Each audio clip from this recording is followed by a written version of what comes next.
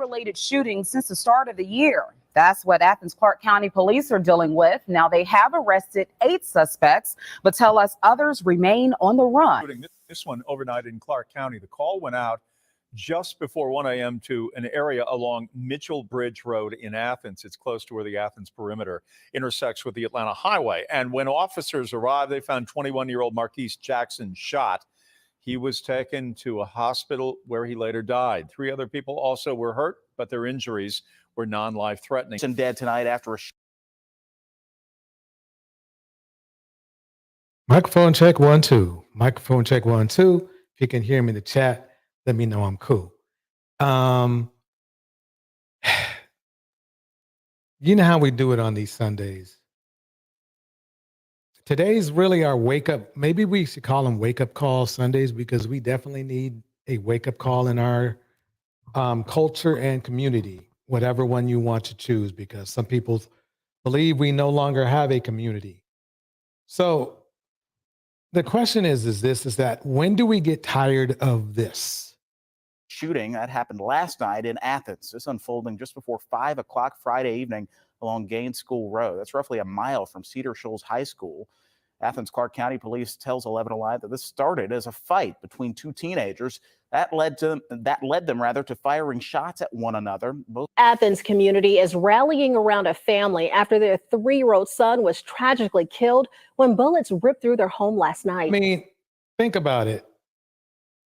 What will it take for us to realize there's a fire? I mean, Marvin Gaye sung about it. What's going on? Remember that track? And that was back in the 80s, maybe the 70s. Shoot, maybe the 60s. And we still ain't fixed that problem yet. But we as men, we're out here asking for a submissive, fit, and friendly, and submissive, and all that kind of crap. We can't even keep our own neighborhood safe. You know, all that, you really, and then you get that protection shit, that bullshit, that protection bullshit we try to sell, and provision. Protecting from who and who's providing. When you think about it, today is a reality check. You look at yourself as a good guy, but then you stalk people. You look at yourself as a good guy, but you're in the streets doing dirt. Look at yourself as a good guy, you know, good brother. But you're doing stuff that Cynthia G said you would do, and you still do it. Instead of trying to prove her wrong, what do? You prove her right. You get mad at her for knowing you.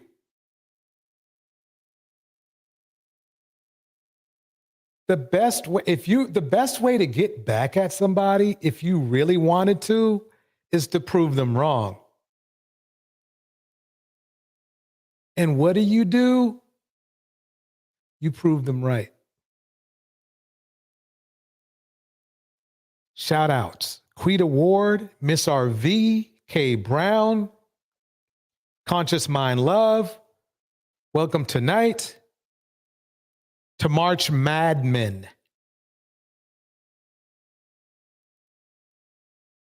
It's going to be deep tonight. Let me tell you that right now.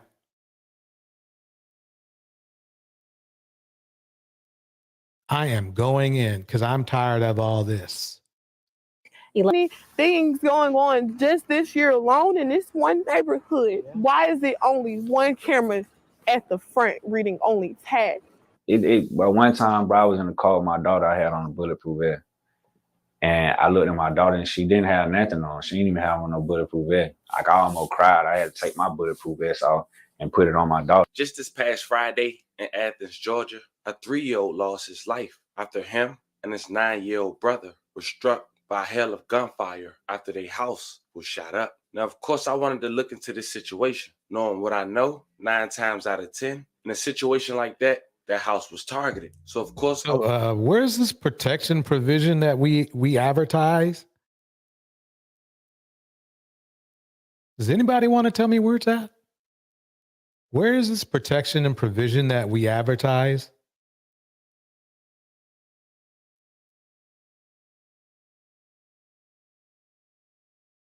Listen. I wanted to see who really lived in it, but I didn't have to, because shortly after an arrest came. And of course, authorities gave out information between two gangs on why this situation happened. And today we here to discuss it all. They hoods, they rappers, and of course, all the public information pertaining their deaths or their arrests and even casualty of this war. So before we go over this one, remember, I don't give you no angle. I just give you the story. So with that being said, make sure you like, comment, and subscribe. We'll jump right to it. The Family TV can only provide public records. Man, this is crazy. This is crazy. Let's keep listening. Let me fast forward, see if there's what's going on here. It's 38 views. Fam, before I tell you what RTG stands for and EBE, check out this video. Okay. Yeah, I'm not going to play much of that because that'll just kind of ruin my thing. Let's see what it Later, pled guilty of 4 counts of violation and street. Look at that. Years later, No. just conducted a traffic stop on a white Porsche being driven by RTG Quan as it was entering Athens Gardens apartment off Lexington Road. The officer had called for backup after seeing the passenger, Xavier Mitchell, a known RTB gang member who was out on bond for a previous arrest for criminal street gang activity. The vehicle was subsequently searched by officers who located 2 firearms, 2 vacuum-sealed plastic bags of Mary Jane, a digital scale, and undisclosed amount of cash. RTB Quan and Xavier both bonded out of jail the next day. And at this point, Clark County had confirmed that RTG, Red Tape Gang, is a local hybrid gang in Athens County with ties. Anything with the word gang in it, except for the replay gang, it can't be too good. Here we go. To major national bloods, including Sex Money Murder and Rolling 20s. Also confirming that RTG have an ongoing feud with another local gang, EBE. I mean, the thing is this, why do we have to be famous for being, for Athens, Georgia, deadliest rap beef ever? Aren't we getting a little bit tired of this crap?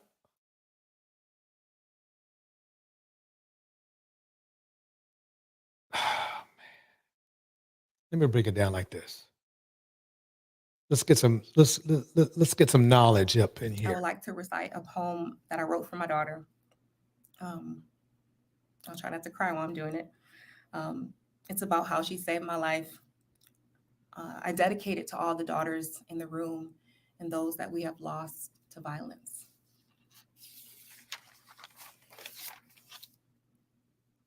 I was wondering what I'd tell you the day you become a woman. The day you no longer need me to tie these pink ribbons in your hair. On that day, I will transform. From the 50-foot tall warrior who slays monsters under your bed and pours paradise into every meal, into this woman that I am. And so I wrote this letter for you. Dear future warriors. Yeah.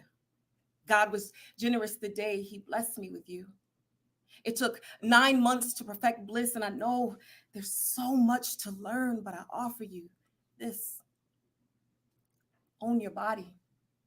Let every bend and twist inspire the world. Let all that see recognize, respect, and deserve your deeply feminine curves. You see, I know it's a hard lesson to learn, but remember this. What's in between your hips is just as important as what's in between your lips. Own your anger. Never fear what's left, for you were born with a warrior's soul, with strength as your shield, knowledge as your sword. Even good girls have to fight the revolution. Even good girls have to fight for evolution, and know your life may not be televised, but you will still shine like stars in my eyes. Own your words. Choose them carefully, one by one, like lovers. For a woman is only as good as the word she stands on, and words are only as good as the foundation they are built upon. You see, I know it's hard being born into a fatherless room, conceived in this fatherless womb, but baby, don't make it your tomb. You see, I can't teach you to be a woman like me because I am only half the woman you will ever be, but I can teach you how to love the moon and stars, how to love words like I love you. But you must choose your own words, write your own stories, tell your own truths, and one day you'll have your own stories to share. But for right now, baby, I just want to hold you close and tie these pink ribbons in your hair. Thank you.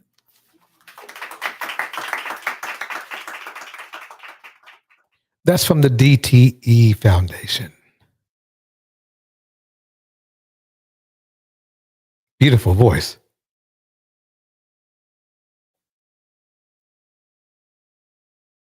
CD hip hop.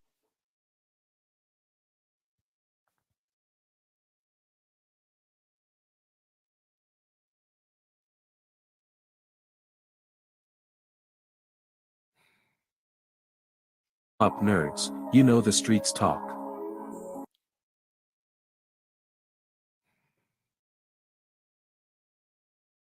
At approximately 6 p.m. on Sunday, January 7th, Westland police were called to an apartment complex near the intersection of Newburgh Road and McKinney Drive. There, they discovered the body of Kelly Ann Mays, 49, who had been fatally stabbed. Jimmy Lee Brown, popularly known as Super MC, She's dead.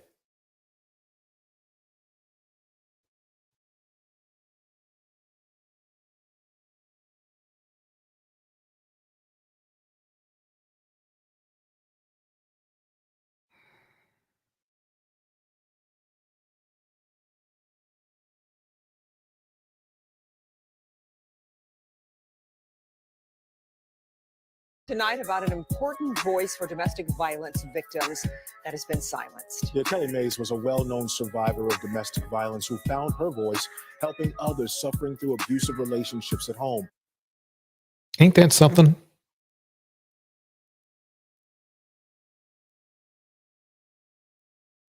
Beautiful poet.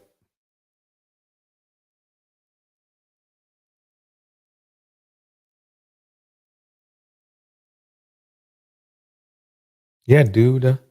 Deleted her. Famous rapper.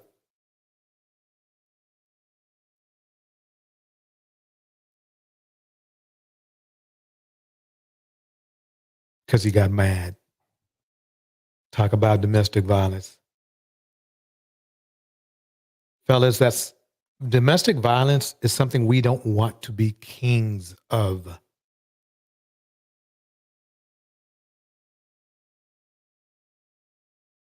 Ain't done yet. Beautiful voice. You heard her poetry. It was beautiful.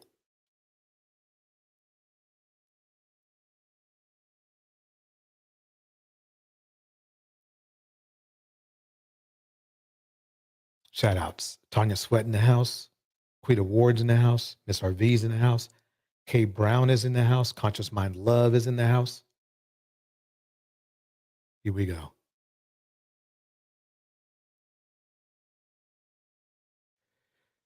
I don't know what it is about rappers and women. Ladies, I am going to say that maybe you might want to avoid them. Up here at 10 o'clock, this pregnant mother had her entire life ahead of her with her kids. That's until her boyfriend, who's accused of killing her, snuffed out her future. Billy Adams lured Elena Sims with a promise of a party days after he was acquitted of double murder. And tonight, in a story you'll only see on Fox 13, one juror tells us they knew he would kill again. Fox 13's Janae Lewis joins us live in studio with this powerful story. Hi there, Janae. What exactly brought this juror to come forward? Mark, the juror decided to speak with us given the publicity of the case because he wanted people to understand their role. He says it was a horrible feeling to see Sims' death happening just days after Adams' acquittal. That's just crazy. So somehow a monster got out and did monster things again. Monsters are everywhere. And of course, they're online.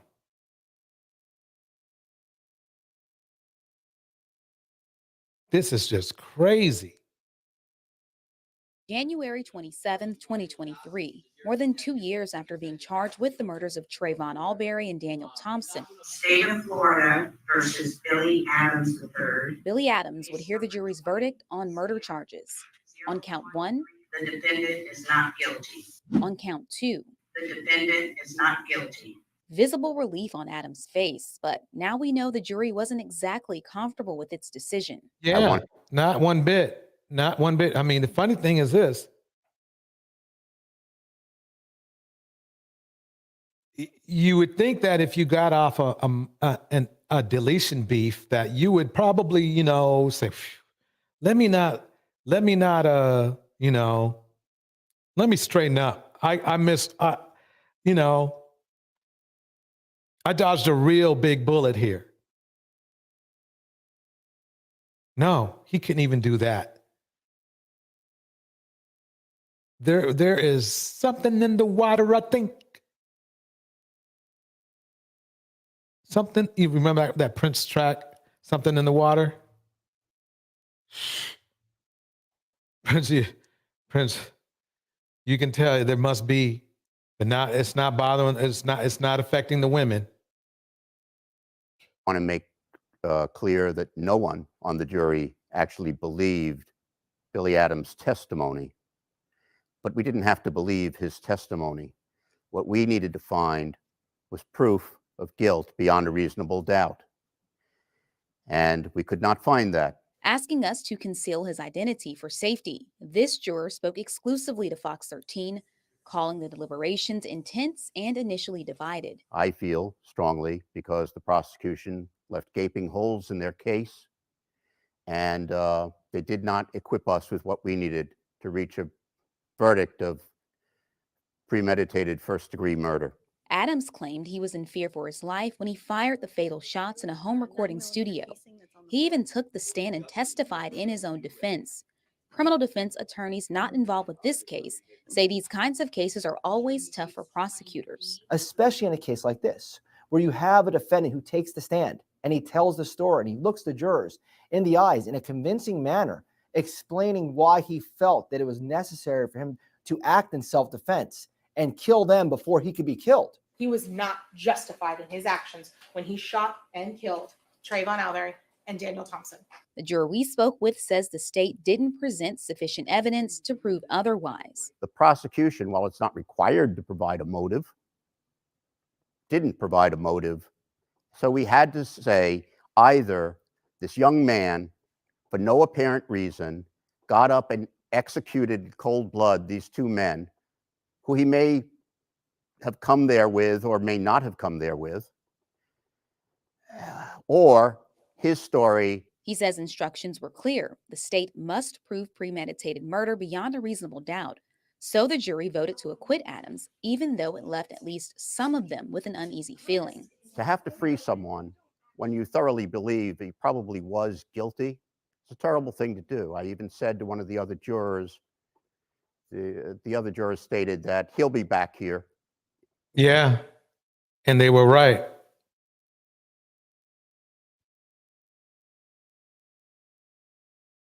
Yep. And I said, yes, but then there'll be another body. And yeah, and there was. Less than 3 days after his acquittal, Tampa police would find the body of 22-year-old Elena Sims feet away from her young son sleeping. Police would quickly link Adams to her death, alleging he lured her there, then shot and killed the pregnant woman because he didn't want to be a father. When this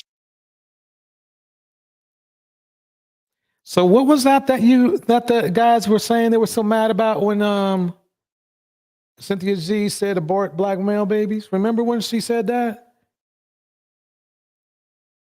And dudes got mad, but looks like to me that's what dudes do. They abort black male babies. They have black male, female babies too, because they abort the mother.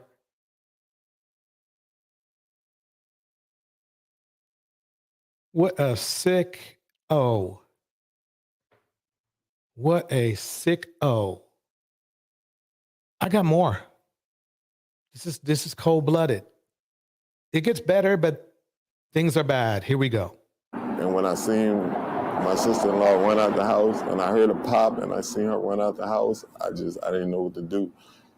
I just didn't know what to do. Like, Tragic story tonight. A 3-year-old boy dead after police say he was shot by his own father. Moments later, the father turned the gun So on. what is this thing? Yeah, what is this thing about getting mad at Cynthia G for board black male babies?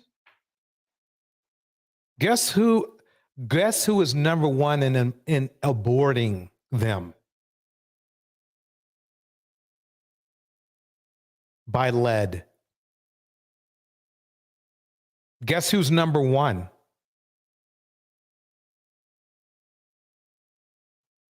On himself.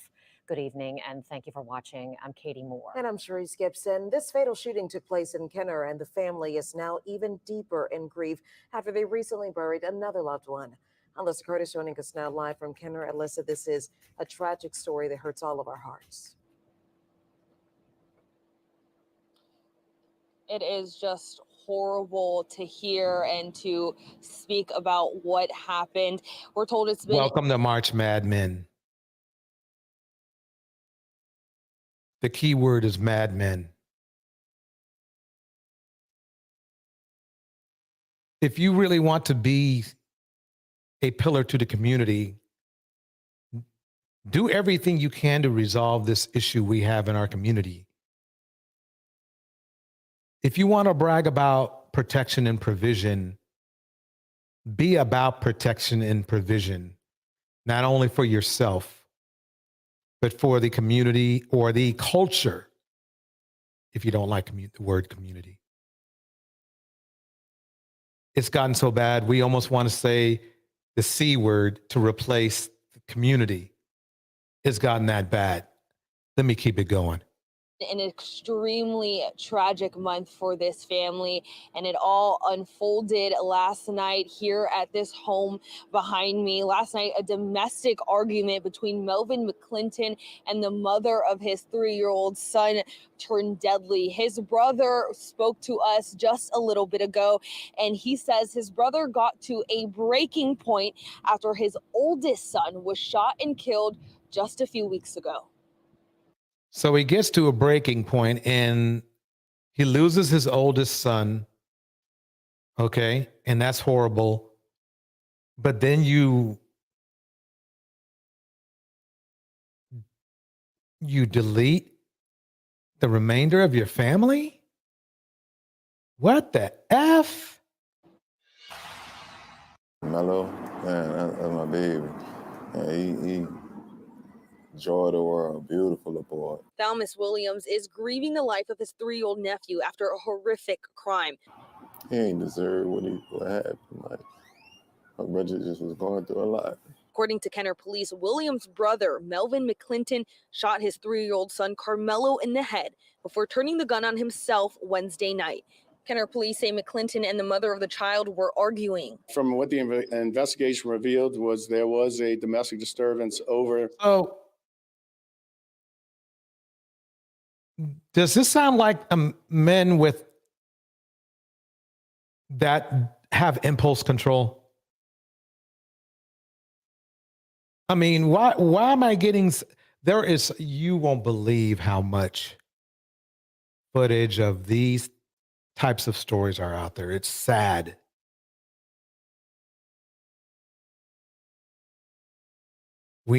Something needs to change. The father's disciplining of the child. Welcome, Jenny B. So we think that might have triggered him to escalate into that act of violence. The child was pronounced dead at the scene. McClinton was unresponsive and taken to the hospital. Williams says he was there when all this was unfolding, but says he walked out of the house because he didn't want his brother to direct his anger at him. He was just outside when he heard the gun go off. Like I knew I lost something. Dang. Well, no protection provision for that child. Oh, well. I feel for him.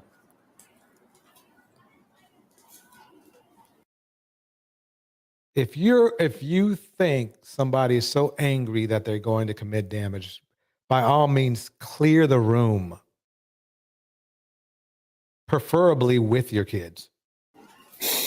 Williams says Wednesday night's incident wasn't out of malice, but instead the breaking point of a man who just lost another son. McClinton's 18-year-old, also named Melvin McClinton, was shot and killed February 5th. Williams says his brother was not acting like himself Wednesday. He wasn't sleeping. He was like, every time my mama would tell him to lay down, he'd be like, all right, mama, all right, all right. Like he wasn't himself. Like my brother is just the pressure of all the stuff and him losing his child.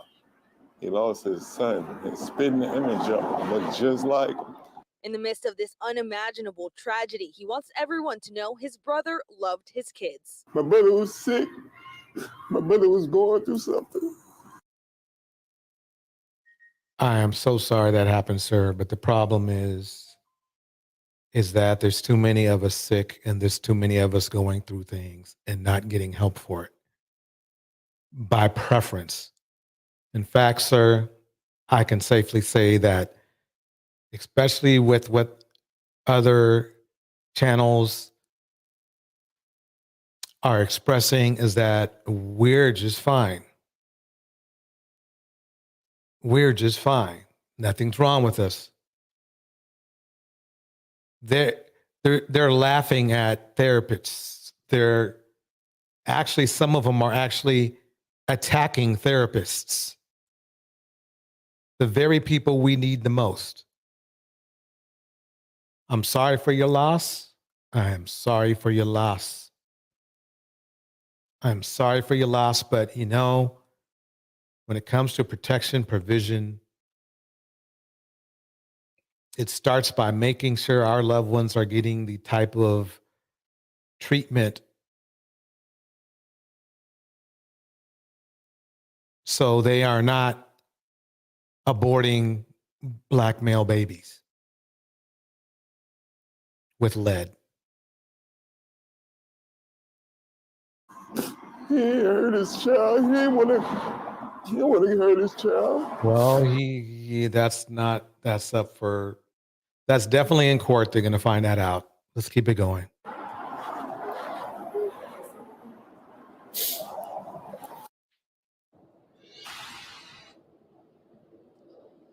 Again, we're told Melvin McClinton is in the hospital. We're not sure what his condition is at this moment. McClinton also has a third son who is 16. Police are still investigating this incident, and we'll keep you guys updated as we learn more information. Reporting live in Kenner, Alyssa Curtis, WWL Louisiana. So my heart breaks for that family, and thank you so much for that update. Hopefully we can. Let me pause it right there. Jenny B in the house. Jenny B says this, but don't they understand that postpartum depression or postpartum psychosis, but want us to understand his brother going through something? Exactly. Okay. Bars. And learn more. UL Louisiana News at 10 begins with breaking news. And that breaking news, the man accused of killing his 3-year-old son and then shooting himself in the head has died. Family members say Wednesday was Melvin McClinton's breaking point. They say he's been struggling mentally ever since his oldest son was shot and killed a few weeks ago.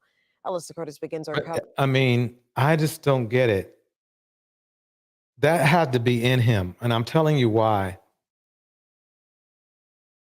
Thinking that your resolution to your pain of one son being deleted doesn't mean deleting somebody else. I can't buy that. Hey, at least you see that the media, these men out here, they can't blame the media. The media's been quite, I guess you can call it, sympathetic. But I'm not buying it. She spoke with the family and has more details. Melvin McClinton Sr. was grappling with the loss of his oldest son, Melvin McClinton Jr. The 18-year-old was shot and killed February 5th on 42nd Street. It was Kenner's first homicide of the year. That on my family, that was hard. Like, we all was on pins and needles. We all was trying to, just cope with it. Family members say that's what led to McClinton Sr.'s breaking point Wednesday. Police say he got into a fight with the mother of his 3-year-old. He shot the child, then shot himself in the... There it is. There she is right there. He's aborted. He's aborted.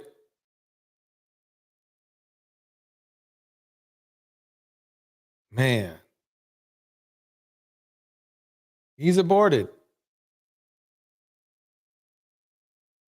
That's something you don't do to someone you truly do love. You just don't do that.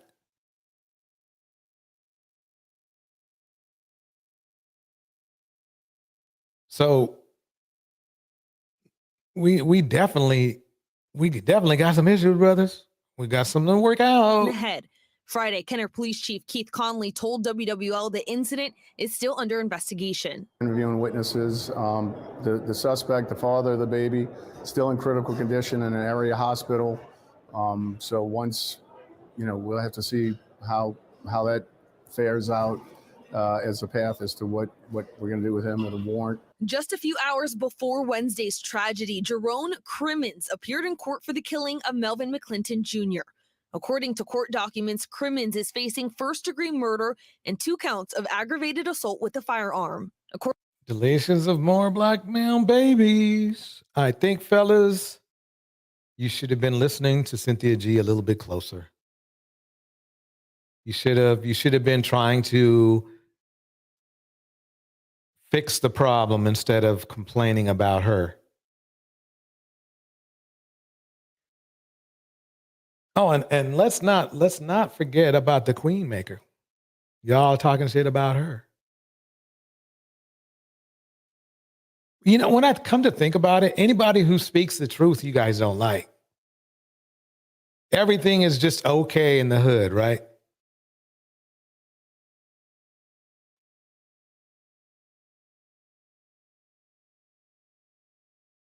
Everything's just fine. According to our partners at NOLA.com, a detective testified at that Wednesday court hearing that text messages showed Crimmins arranged to meet up with one of McClinton's friends for a drug deal. This isn't Crimmins' first offense. He was arrested in April of 2023 and again in August of 2023. His charges include resisting arrest, possession of a firearm, illegal possession of stolen things, and more. Now, while family members were waiting for justice for Melvin McClinton Jr., they've been hit with even more grief. My brother, he just...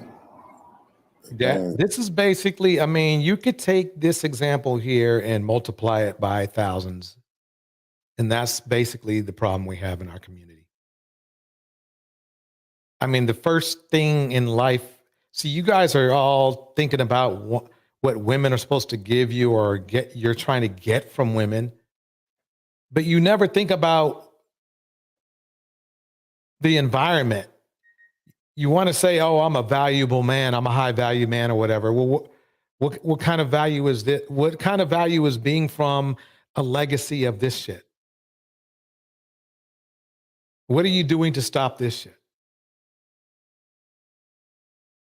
That I really do want to know.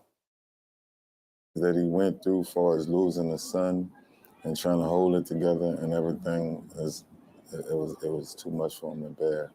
Yeah, it's too much for him to bear. There's people who have a lot to, have too much to bear, but they don't sling lead around, especially at kids. Again, Kenner police say McClinton was pronounced dead at the hospital earlier this evening. Let me pause it right there. We're going to go by that one. Phew, I missed one. Okay. This is another. I'm gonna continue to make the black male baby argument. Here we go again. Now on News 3 at 4, Corey Bigsby found guilty of killing his 4-year-old son, Cody Bigsby, whose body has never been found. We have team coverage tonight. How do you do that?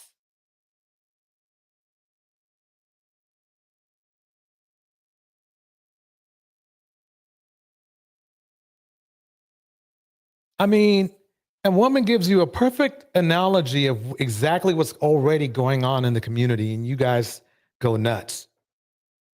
and do nothing to solve that problem. Fellas,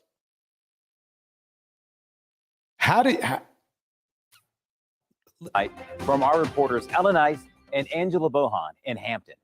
And good evening. Welcome to News 3 at 4. I'm Kurt Williams. And I'm Jessica Larche. We start with that breaking news out of Hampton. A jury has found Corey Bigsby guilty of second-degree murder and concealing a body. Let me pause it right here. Me Columbia says I don't like Cynthia G because she uses pseudoscience and she is using black shame, black grief, and black women to turn a profit. Me Columbia, I mean, I understand what you're saying, but the problem is she's right. Whatever the pseudoscience she's using, it's correct. We are literally in our community, we are our worst enemy. And that's basically the core of her analogy. Is that we can complain about whatever she's saying and the way she delivers it, you know, but you gotta see the accuracy in her statements. You have to understand the accuracy in her statement. I mean, she couldn't be more right. She's basically saying, you know, hey, look, this is what you see on the screen is going to happen to the little kids anyway, because us grown men don't know how to control our damn temper.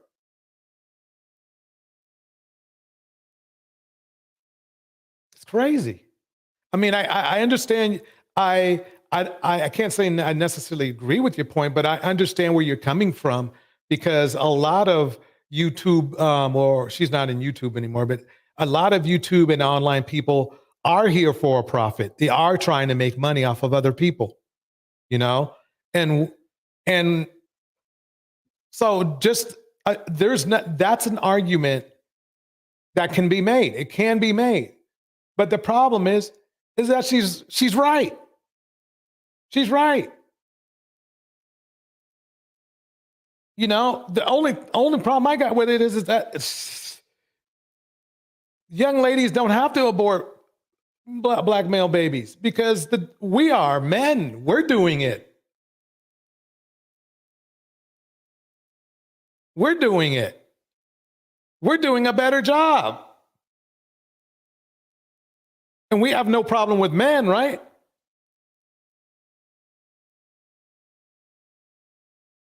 Nobody ever thought that it's mostly men that control whether a woman has the last word, but if a man threatens that woman, for example, I believe Future did that to one of his 10 or 11 baby mamas, allegedly, then who's deleting the black male babies? Really, for real? Okay, this young guy got out for a couple years. The young baby, he was able to be born. The mom, you know, went through with it. Look what happened to him. Prosecutors believe he killed his son, little Cody, 7 months before reporting him missing in January of 2022. Wow. The prosecution called more than a dozen witnesses, including Cody's mother and his older 7-year-old brother. We also heard from corrections officers from the Hampton Roads Regional Jail. They read aloud letters they say were from Bigsby. Anybody who wants to say that, you know,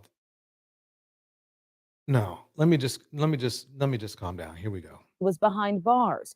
Some of those letters detailed how Bigsby claims to have put his son's body in a trash bag and later buried him.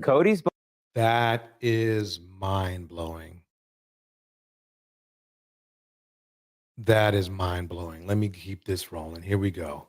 Body has yet to be found. The defense rested its case yesterday after calling witnesses, including Corey Bigsby's sister, But Bigsby himself did not take the stand to testify.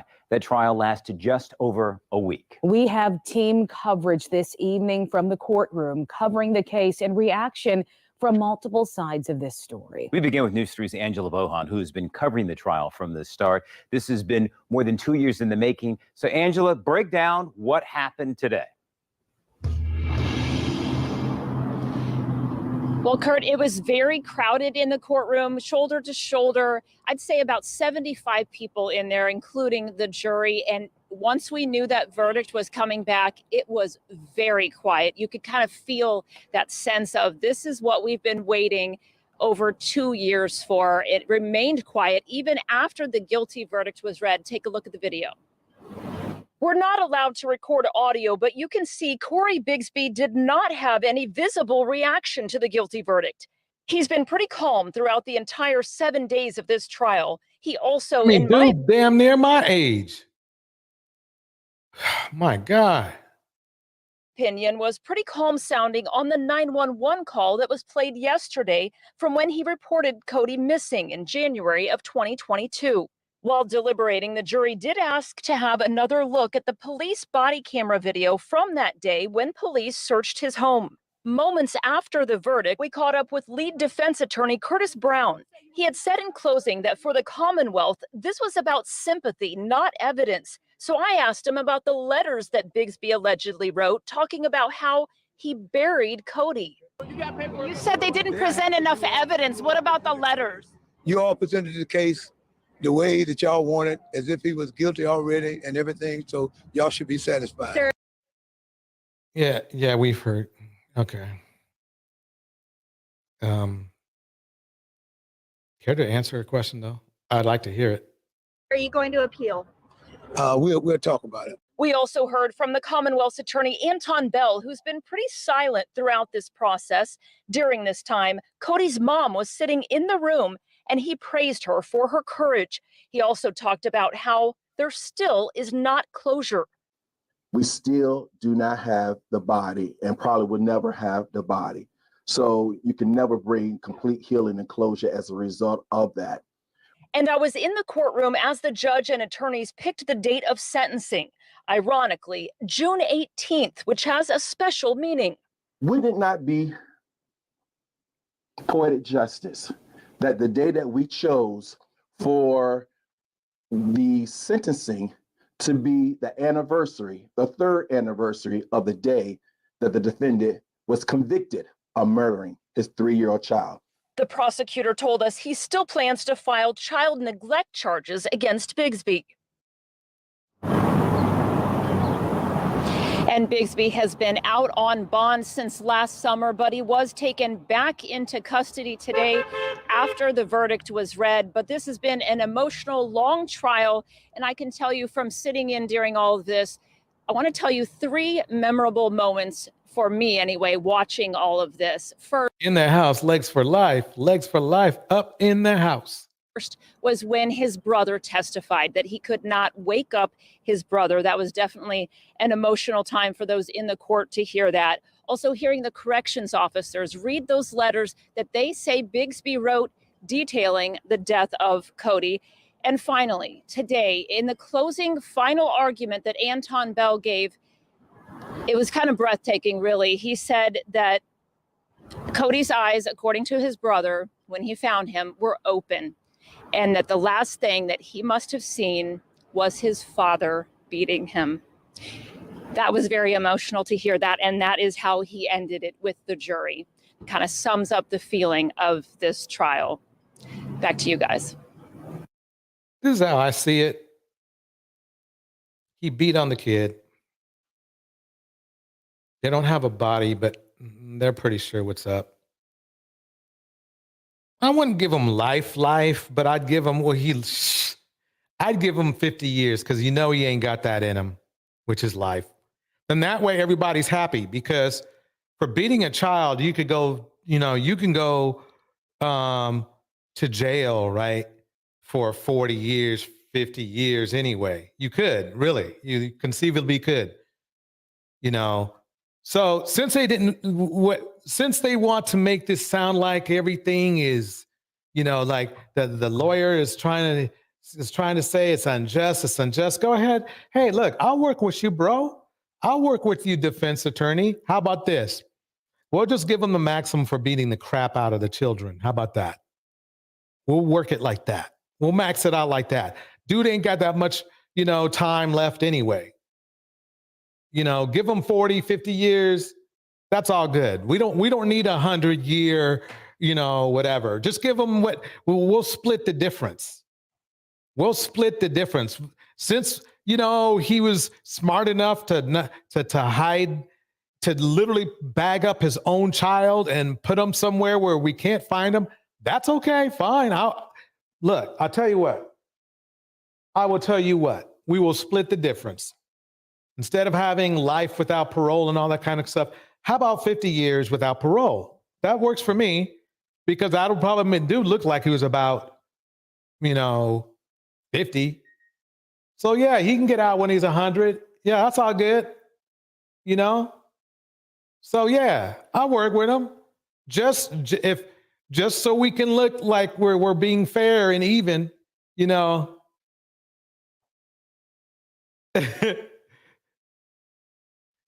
Quita Ward, I'll see you later. Quita.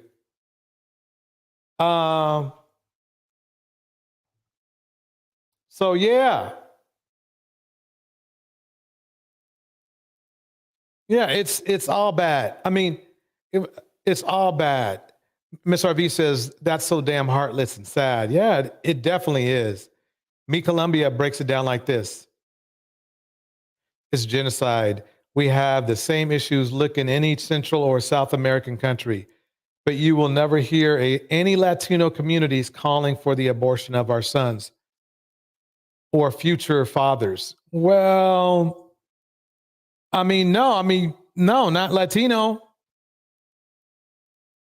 No, we literally had a man calling for the deletion of Black women. And actually, Anton Daniels said the same thing in his own way.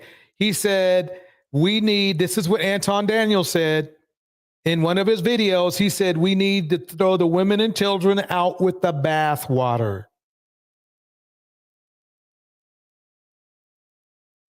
The children would include young boys as well.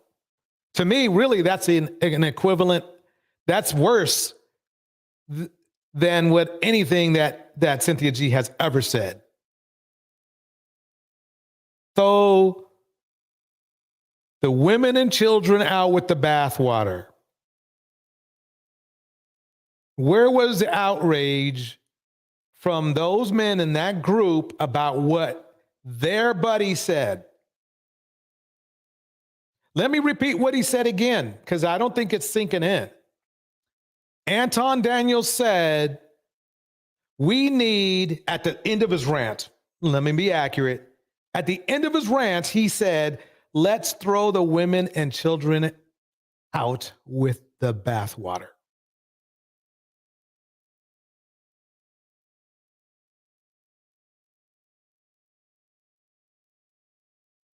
That's all bad. B. Columbia says, if you abuse children, the sentence should be a lot harsher than it is now. Bars. Bars.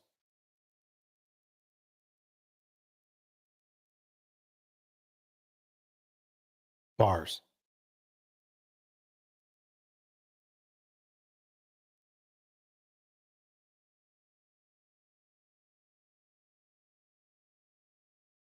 Legs for Life says, some people are just sad. Miss RV, let me not say that. Let me keep going. Here we go. And Angela, I know this is emotional for you as well. You are a mother. So many of us have opened our hearts to Cody and what has happened to him. I want to talk more about that June 18th date, because during the trial, they're alleging that Corey Bigsby beat his son, or Corey wrote in a letter that he beat his son. And they believe that June 18th date is the day, June 18th of 2021 is when Cody actually died. Yes, I caught that right away. And really, it didn't seem planned. They were going back and forth about different dates in May and June. And then they even talked about June 19th, but said, no, that's a holiday. And they ended up on June 18th. And I recognized that right away as the 3-year mark, according to police, of what they believe from that letter. And also another ironic thing with that is they said June 19th, 1 year, 1 day after they believe that Cody died, is when Mr. Bigsby went into a special, like, acute watch at the jail. They said it was, according to Bell, he said it was his conscience getting to him. Interesting. Very interesting. Man, that is just sad. But you know something? The sad part, oh man, is the sad part is it just keeps coming. A little more than an hour ago, a Detroit couple was arraigned on some stomach-turning charges. Yeah, police are saying that they tortured and killed their 7-year-old son. Thank you for joining us this noon. I'm Rhonda Walker. And I'm Jason Colthorpe. Let's bring in Will Jones, who was at that arraignment today. And we should caution here, these details are very disturbing to hear, Will. Yeah, Jason and Rhonda, it was certainly hard to hear those details play out. Prosecutors say that 7-year-old boy lived a nightmare. They say his body was brutalized. Let's go over some of the details of this case. Prosecutors say 23-year-old Alicia Holloman and her boyfriend, 21-year-old Avion Traylor, appeared virtually in court this morning at 36th District Court. They're facing felony murder, first-degree child abuse, and torture charges in connection to the death of Holloman's 7-year-old son, Deshaun Williams. Police were dispatched to a home in the 3700 block of Hurlbut on Detroit's east side for reports of child abuse. This was just after midnight Sunday. The boy was taken to a hospital where he was pronounced dead. Prosecutors say the boy's body was covered with scratches, scrapes, and burns. The cause of death is multiple blunt force trauma, which caused internal bleeding. Dang. I thought Kings was where's that protection and provision? I mean, kids come first, right? New diamond in the house. I mean, what's up? Where's this protection and provision deal that black women are supposed to sign up for? I'm just a middleman.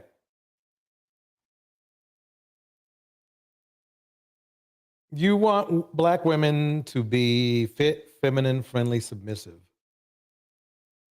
And not to mention, let the man cheat in peace. So the deal is you guys want all that and then provide protection and theoretically provision.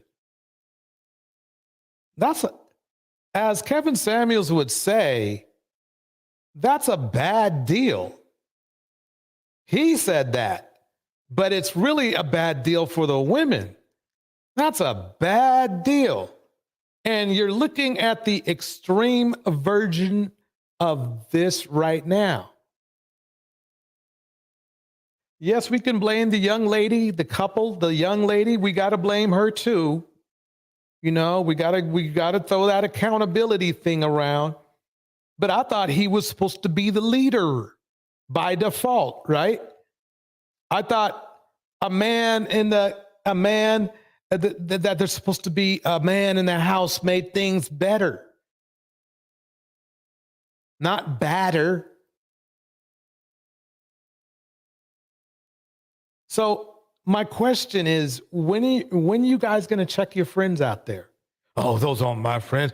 Those are, I don't know. You all, come on, fellas. I know you all out there know people like this, and you should have checked them, and you didn't. It's the only way things in our community, culture, C word,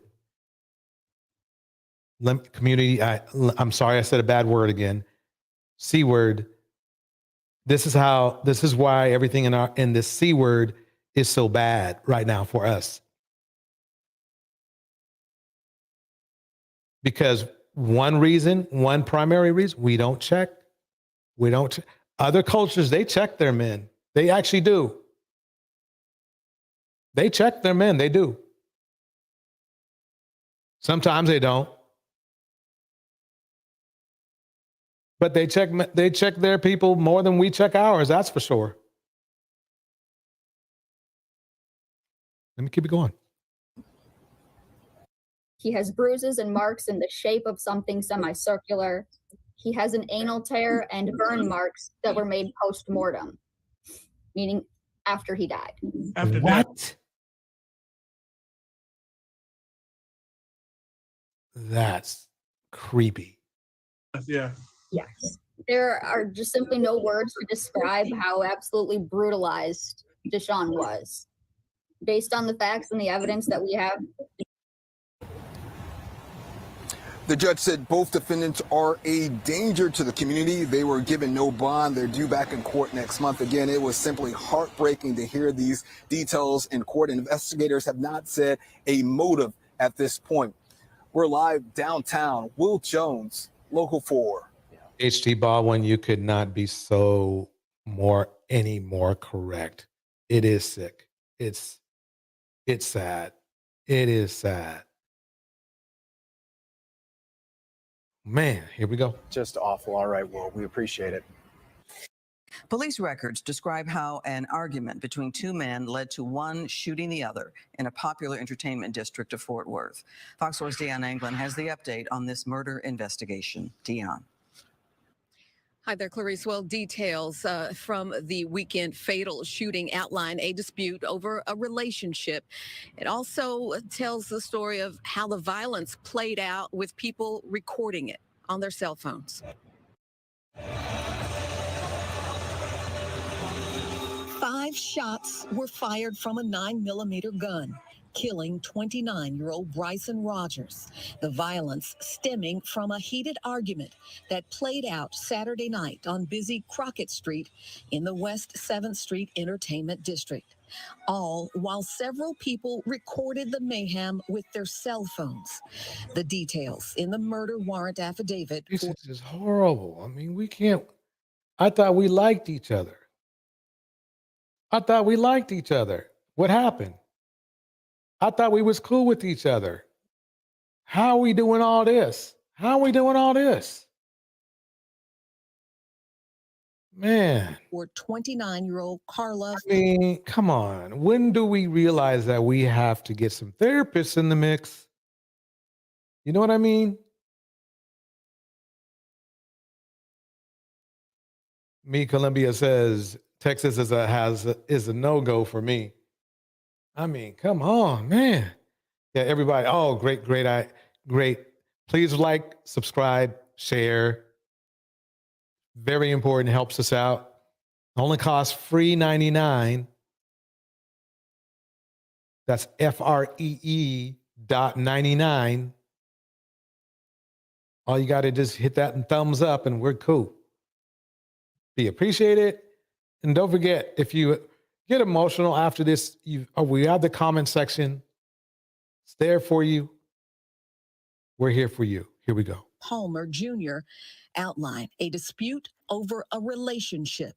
The court document is heavily redacted, protecting the identity of witnesses. It notes Rogers and his roommate were out with their 2 female dates when Palmer confronted one person in the group to express that he did not like a relationship between 2 unnamed people.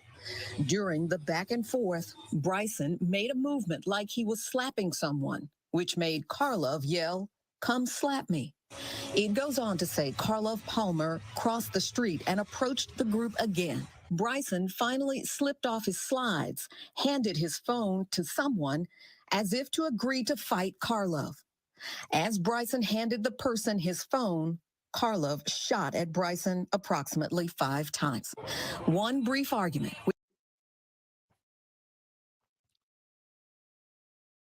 See, me Columbia, I understand that you might have adverse feelings towards Cynthia G. Definitely,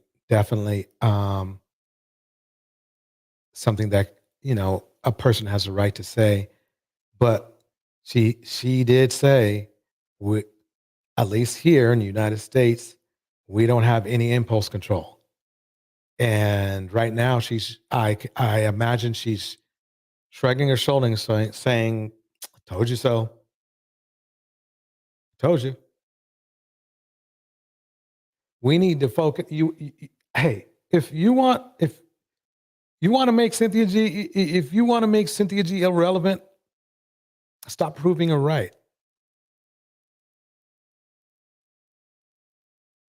Stop being number one in all the wrong stats.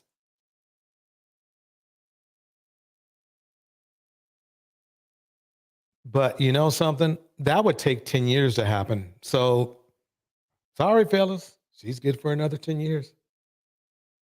You can be mad at her all you want.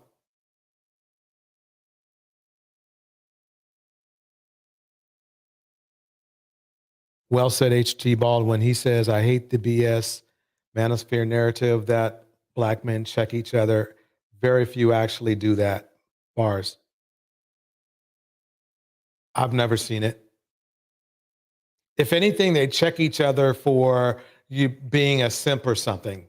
You know, they check each other for being a simp or being too nice to women or being respectful. No, nothing about, you know, if they behave badly, that and it's clearly bad, that, you know, breaking laws or policies. They're not going to check each other for that. That's why it's kind of like built-in hypocrisy over there. They don't even have to say anything, and just them being who they are is enough to prove those women in the BWE, if we wouldn't call it BWE, but just the woman's defense. Let's call it women's defense, because unfortunately, men in the community have made the community so bad that women need to have a defense coalition.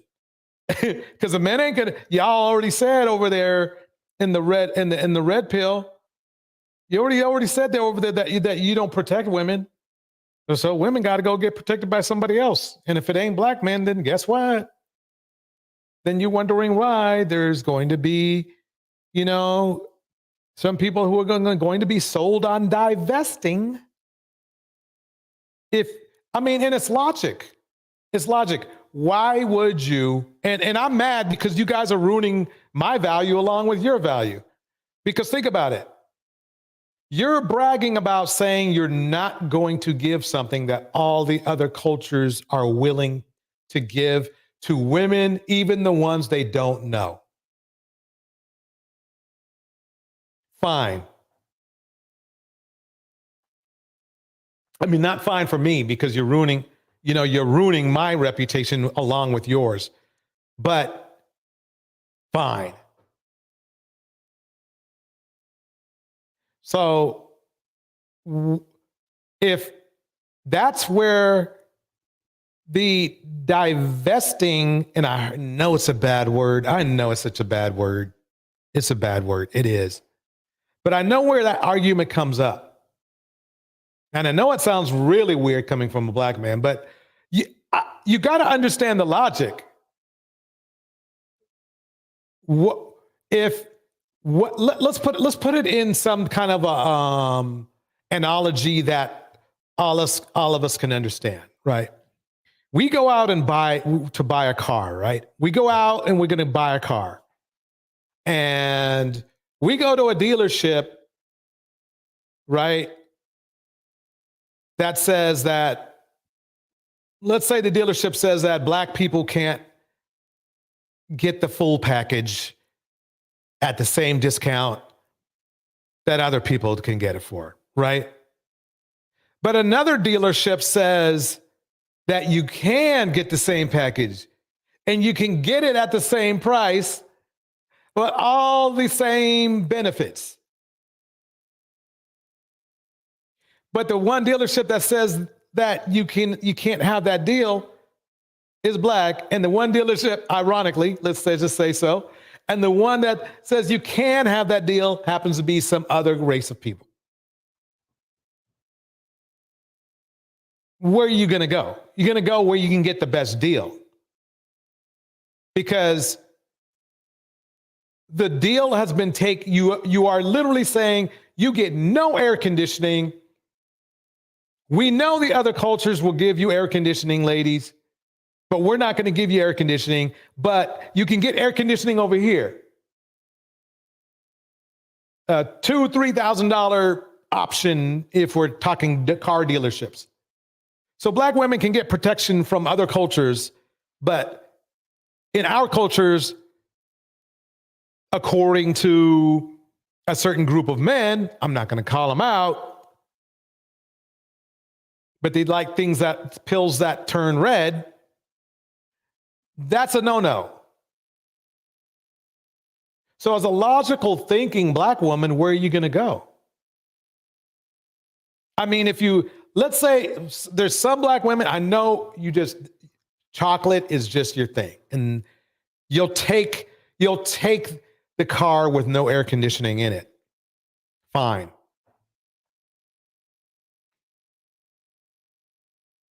But all the women that are in the middle and would prefer to dabble in chocolate, but their minds are open. Well, the deal's over here. I mean, there are some complications. You still got to worry about some fetish things and shit like that. But by the most part, the numbers, after you get, and here's the funny part, all you have to do is, after you scrape out all the fetish parts and all the defective parts from the other groups, that group of people left that are checking for black women is still larger than the total amount of black men in the United States. All, not the 25% of black men that are dating out already. That doesn't count them. I just wanted to explain, a black man to explain to you how the divestment logic works before we dive into more Madmen, March Madmen. I just need to explain that real quick. It's really important that you understand that this isn't a brainless topic. It's not a brainless notion. There's a lot of extreme logic behind it. And it's a numeric logic. It has to do with numbers. It has to do with that there's just simply more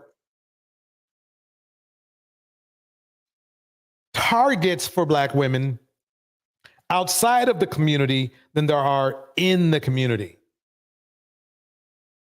It has nothing to do with name calling or any of that kind of stuff.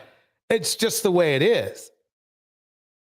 So that's why every time I hear these men from these other channels, like Anton Daniels dissing black women, he doesn't realize he's ruining our value even more. Because any logical thinking black woman, that is usually what most black women appear to say they want, is going to listen to him and say, if that's if that's the best deal you can give, I'll go elsewhere. I'm sorry I went on this side rant, everybody. Let me get back into the mix. Here we go. With no other physical violence or weapons that police say led to murder. So if there is something that we can do better, my promise is that I will push the city to make sure that we're doing so. It is a sad and frustrating issue for City Councilwoman Elizabeth Beck, who represents the district that includes the West 7th Street District. The latest violence and developments have prompted more discussion about its safety enforcement. Beck says stepped-up patrols, an open container ban, an upcoming ambassador program, and an outside study underway are some steps taken thus far. We can't control who goes down there. We can't control the nature of the bars or restaurants per se, but we can make sure that we're doing our part, whether that's additional lighting, if that's a design change that we make. Cameras everywhere. And let them know there's cameras. Maybe, just maybe. If putting out $1 million worth of surveillance equipment in quite honestly, in just a couple blocks, that'll probably just cover a couple blocks, by the way. If it cuts down 1 or 2 deletions per year, it will have paid itself, because that neighborhood, as soon as it starts to improve, its value will go up by millions, by the way. Anyway, let me get away from that. Here we go. Okay, I don't want that one.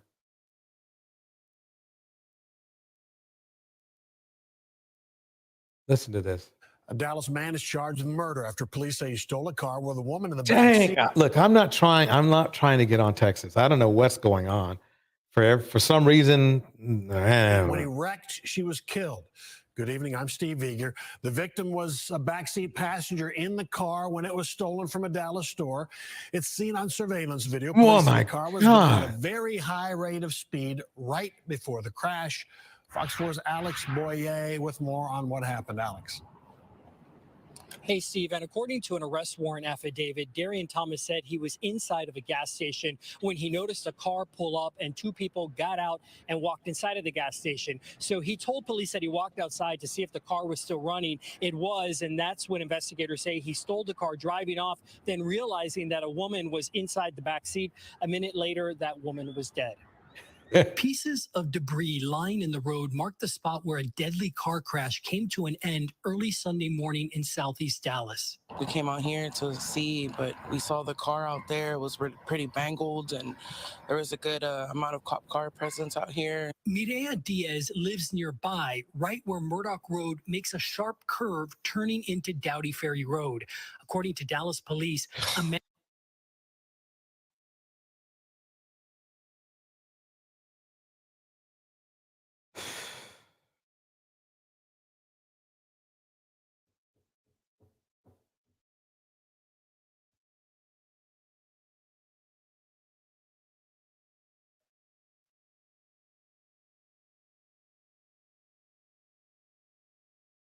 man later identified as Darian Thomas stole a black Honda Accord from the parking lot of this Fox gas station located approximately a mile away on Murdoch Road. Police say the owner of the car and her husband went inside the gas station but left the car running with a friend lying down inside. What we know at this point is that he stole the vehicle from a nearby business with the victim in the back seat, and then he sped away. E Columbia says, it's Texas, the home of Jim Jones. Holy moly. Well said. And then crashed, hitting a pole. A security camera from a nearby home on Murdoch Road captured the car speed by before crashing into a power pole. You see the car burst into flames upon impact. The girl, unfortunately, she was out on the street, and people were still trying to pass by. The victim, who was ejected from the stolen car, was identified in an arrest affidavit as Karen Mariela. A witness told investigators Thomas. Oh, she was pretty too. Look at her. Man. He wasted her. A witness told investigators Thomas crawled out of the car and told the witness his legs were broken and that he stole the vehicle because he needed a ride to work. He then asked the witness for a gun to kill himself. The report also states that Thomas increased speed and drove recklessly when complainant Mariela began yelling at him. The report states Thomas was driving in excess of an astonishing 200 miles per hour at the time of impact. God, man. How did he get that? Must have had to be a V6. It had to be a V6. 200 miles an hour. A Honda Accord. Now, don't get me wrong. Honda Accords, they can rock, but I didn't know they could rock like that. 200? I don't know about 200. Let me get Darnell up here. We got to talk about, can we get a Honda Accord up here at 200? Anybody else that wants to come up, feel free to come up as well. I mean, I don't see how we can get a Honda Accord up here. To do 200? I thought their max, there are sports cars that their max is 200.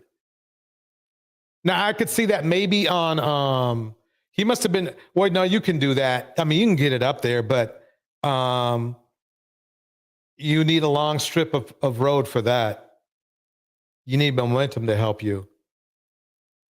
Let me keep 100 going. miles per hour at the time of impact. Said he was going 260 miles per hour. There was no way. Yeah, that I'm not sure of. That's part of the ongoing investigation. I can't even imagine the feeling she had, just the terror, the fright, you know, just all the emotions that she had at that 160. 160, I'll go for 160. same time, and then everything going on at once. The sad part is it was too fast. Regardless, whatever speed it was way too fast. And we're learning from family that Karen Mariela was 32 years old, and from Honduras, Thomas was treated for his injuries at a hospital before being booked into the Dallas County Jail. He is charged with theft and murder. Warrensville Heights man faced the jury today. All right. Welcome to our featured segment of tonight in March Madmen.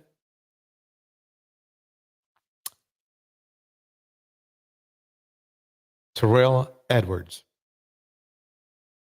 The murder of his fiancee, Tyrell Edwards, is accused of killing 46-year-old Amanda Williams at their home back in October. Now, today, opening arguments were presented in court. I mean, and our Kai that's the Torre crazy thing, is that you heard what she said. She said he's being tried for the murder of, the deletion of his woman or wife at their home. If you can't even defend, I mean, if you can't even provide protection or peace at your own home, then what value do you have?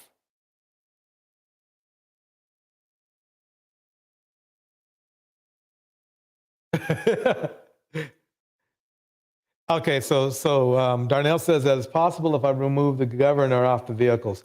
Okay, and they do have that on there. Let me kick this in, get a little bit more volume on this. Welcome to the stage, D. Let me go on. Let me play a little bit more of this. Here we go. Live at the Cuyahoga County Justice Center to bring us up to speed. Kai Torre, I know that there was a particularly impactful witness on the stand today, yes? Sure. And today, the prosecution and defense were in agreement that Edwards shot and killed his fiancee, Amanda Williams. How do you do that? How do you do? See, this is the thing, is when we have men in our community that are willing to do this to their fiance. Okay. How does that help our argument that we are high value men? That's weird. That's weird. Let me play a little bit more. What's at question is whether he did so in an intentional act of murder or if he was acting in self-defense. During opening arguments, the prosecution shared that in early October, the couple was having a tense day of arguing. They said that night, Edwards and Williams continued arguing in their bedroom. The prosecution claims that Edwards fired 6 shots at Williams in anger after she told him to leave the house. The defense team, though, is claiming self-defense, saying Edwards fired the shots from a gun owned by Williams after she attacked him with a knife. Here's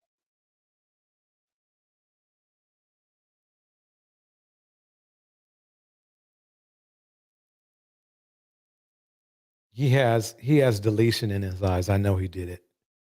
He lost his temper. It's more likely that he lost his temper than she lost her temper. I'm sorry. Stats just bear it out. Men are more violent than women. When it comes to domestic violence, men do it more.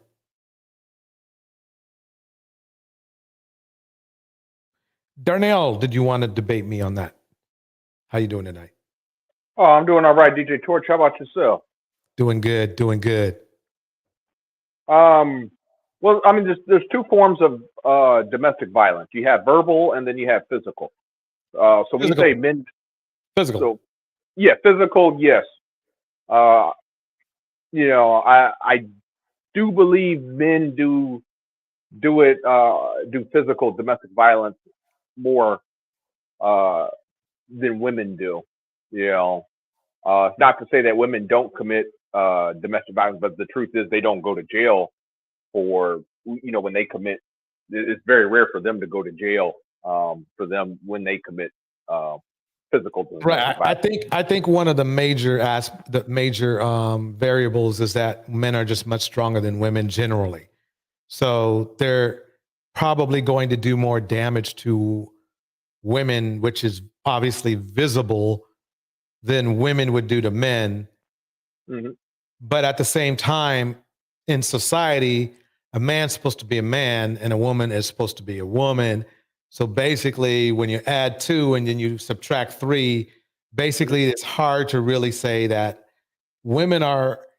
Let's put it this way: I'm gonna be nice tonight and say that when it comes to dangerous domestic violence, men greatly outweigh women. Again, so I'm not saying women don't hit men. I'm not going to say that. I'm going to let because I don't have any numbers tonight. But what we can say definitively is that when it comes to domestic violence, there are more incidents by men against women, and there's more damage done by men than women. That's just the way it is. That's just the way it is. 40% of women in our community report domestic violence. That's 40% reporting. Mm-hmm. Okay. But then there's a little caveat on top of that, because women in our community also are the least likely to report domestic violence. So you can almost eyeball, or whatever you want to call it, guesstimate that it's probably more like 60% of the women in our communities are subject to domestic violence. And I think I'm being nice. And 40 report it. Because if Black women are the queens of non-reporting, okay, and they're still at 40%, you got to split that. You got to split. I'm not going to go as high as that. It's 80% of Black women. Who knows? It may be, but it's definitely 60%. That's a solid 60. Let me keep playing this. Here we go. This police car video that played in court today of Edwards explaining himself to an officer after the shooting. She come back upstairs with the knife, so I recorded her again. She grabbed the phone out of my hand while I'm trying to record and took the knife and poked the screen and pushed the screen on the phone. Then she slid the phone. And then she come talk to me, so I'm running around the room. I jump up on the bed, and when I jump up on the bed, she trying to come down on me with the knife, so I grabbed her gun from under the mattress, and she jumped, she was trying to come out. I shot, man. I kept telling her, baby, calm down, put the knife down, stop. The prosecution later played. Yeah. That's my reply. What do you think about a story? Well, I mean, I wasn't there, DJ Torch, but if she did pull a knife, I mean, I'm sorry to say. No, that's his story. Right, that's his story. We don't know if it's true or not. Right. Did police find a knife near her body or after he shot her? I mean, really, when you think about it, if they did or they didn't, really would that matter? I mean, it's like, why you just go to the kitchen, grab a knife and throw it on near her body. That's true too. That is true. You could just throw it post-mortem. You could throw the knife on the body post-mortem. Yeah, that is true. I think it'll come down to the science. I don't know. This is 2 weeks ago, right? just 2 weeks ago. So it'll come down to the science. To me, it's like this. Yeah. What I've learned in court cases is that people always leave something they didn't want to leave. Okay. Or they make a statement that gets them effed up. Okay. Yeah. For lack of a better word. So there was I'm sorry. Go ahead, sir. I apologize. So quite honestly, I believe if he's being truthful, it will be proven because, you know, there'll be some fingerprints or whatever on her hand, but see, he doesn't realize that what's going to happen. See, what I've learned is this: is a lot of men, they fail to really think ahead. There's going to be powder residue. There's going to be footsteps. I mean, you got to remember, I assume that if these people are doing it right in this city, they went in there with microscopes and shit. Okay. Probably. Yeah. So, you know, they're spraying infrared stuff around and all that kind of stuff. And it doesn't take a whole, he could just be off by one, how should I put it? Be off by one statement and he's toast. Yeah. So let me keep playing this. Here we go. More of that police car video showing Edwards saying that during the argument, he had taken 2 of his own guns and put them in the car, saying, quote, "What I was worried about is that I was about to use the guns." The prosecution. Ooh, see what I mean? Yeah. Why would you, if you're just there to work things out or whatever, and then you're saying you're going to use a gun for self-defense, why would you have an impulse to think like he did? First of all, why didn't he just walk away? Let's say you didn't have the keys to your car. You could just take, I mean, really, quite honestly, that's the best advice I can give anybody who gets upset at anything. If you have the ability, please just walk away. Of course. No, that's correct, DJ Torch. You're correct. Always, that's the first, even if you are a legal gun owner, depends on the state. There are some states like Florida that has stand your ground laws, but in other states there aren't stand your ground laws. So always walk away. Right. And don't, you know, this sounds very suspicious to me. For him to want to bring gun to meet somebody, I don't have the whole context of the video, right. but to bring a gun, you're meeting somebody to bring, you know, a gun expecting trouble. You shouldn't meet that person. Right. Let me listen to that clip a little bit more because I think I caught something. Here we go. What I was worried about is that I was about to use the guns. That is self-incriminating. You don't want to say shit like that. No, you don't. No, I mean, especially when, listen to, let me rewind a little bit more because, okay, here we go. His own guns and put them in the car. Okay. Prosecution later played more of that police car video showing Edwards saying that during the argument, he had taken 2 of his own guns and put them in the car, saying, remember now, he's outside now. Mm-hmm. He put them in the car, so he unlocked the car, correct? Say that one more time. I apologize. He put them in the car, so he probably unlocked the car, correct? Yes, that suggests premeditation. Yeah. Well, this is. I haven't even gotten that far yet. What I'm saying is, he has the keys to his car. Yeah. He's got possession of his 2 guns, and there's a woman inside who's pissed off. Mm-hmm. Why not just drive away? Yeah. Why not just drive away? Yeah. Why not just drive away? Yeah, he definitely should have drove away. And his statement that, hey, I felt, you know, I might needed to use my gun. So that can be, again, I'm not familiar with the case, but that can be indication of premeditation. Exactly. Which means he had plans on murdering her. Right. Well, at the very least, he had thoughts. Exactly. I'm gonna do a Darnell and say I won't go as far as saying he's planning it you know, I'll be the devil's advocate, but it's clear. He thought about it because that's what he told the police officers.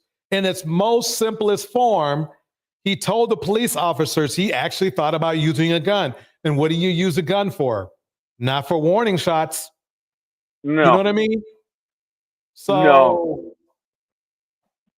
yeah, let me keep on going. Here we go. Quote, "What I was worried about is that I was about to use the guns." The prosecution suggested that this moment shows that killing had been on Edwards' mind. Now, tomorrow, testimony will continue in court. The prosecution tells me that we will be hearing from a few medical experts, including a coroner and a DNA expert. Christy. All right, Kaitor, we appreciate it. Thank you. I want to hear from the forensic scientist. That's who I want to hear from. Shoot. I mean, he's going to have some splaining to do. That's for sure. Let's go to the next one. My great niece got to grow up. Wait a minute. She was there. She told my daughter, they both the same age, 4 years old. I come home. Wait a minute. Is this the same?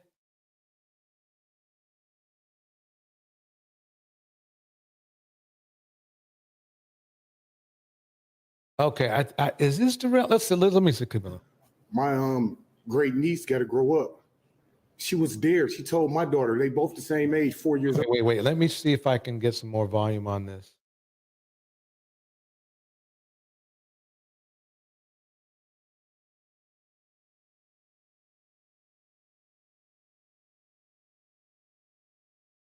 Okay, here we go. Old, I come home.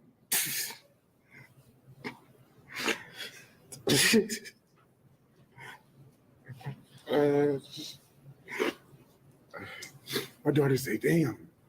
I'm sorry, excuse me. My daughter said, yeah. Tyler said her papa killed her G-Ma and she was in the room sleep. I say, damn, I can't believe that kid, 4-year-old, can understand something like this. But this is the victim's brother. I need her to be grown enough before he get out, so she can process this and learn how to forgive, I guess, from this. I don't want her as a teenager getting out and all the going through life, and then something like this hitting and just make it that much worse. She need to be grown enough, I think, where she'll be able to understand it and be able to forgive. Day 4 in the trial against Terrell Edwards, and Edwards.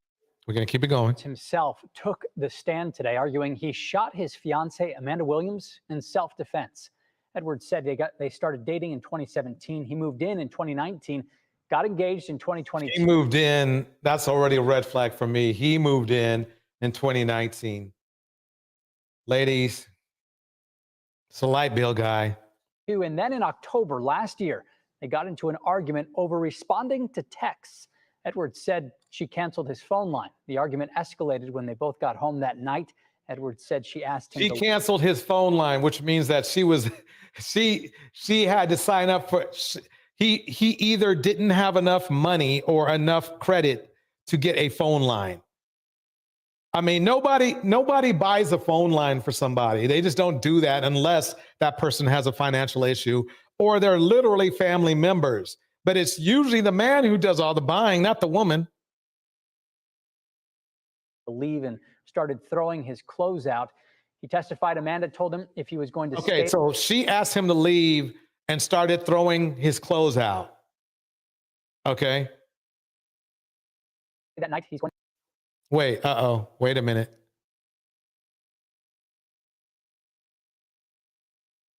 Okay. He testified Amanda told him if he was going to stay that night, he's going to have to sleep with one eye open. Edwards told prosecutors after she grabbed a kitchen knife and brought it to their room, he had two choices: get stabbed or shoot her with her own gun.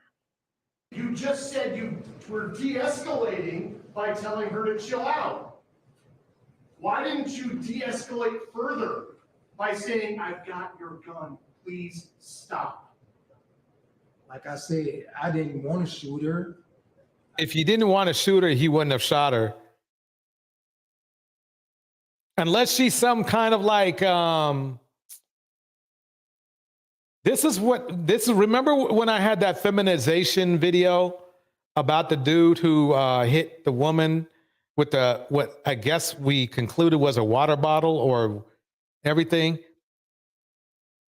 See, men, we're supposed to be strong and everything like that and masculine. And I mean, unless she's a world-renowned knife specialist or was in the Green Beret, why don't you just take the knife? Yes, it's a little bit more risky than killing somebody, but still at the same time, it's like, come on. I mean, you got her, you could overpower her. Well, DJ Torch, that's where I have to. That's if he's telling the truth. That's if he's telling the truth. Let me make it something clear. And I know this because I did martial arts for a little while in my younger years. So I'm not going to brag about being a karate guy or nothing. But quite honestly, it is hard to stab somebody.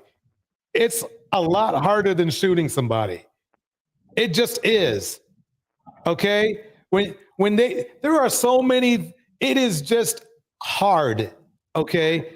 So what he's telling me is that he is so weak and feminine that to me, number one, I got to see the room and see if there was another exit or something like that.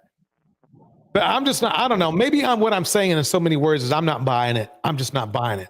Go ahead, Darnell. What were you going to say?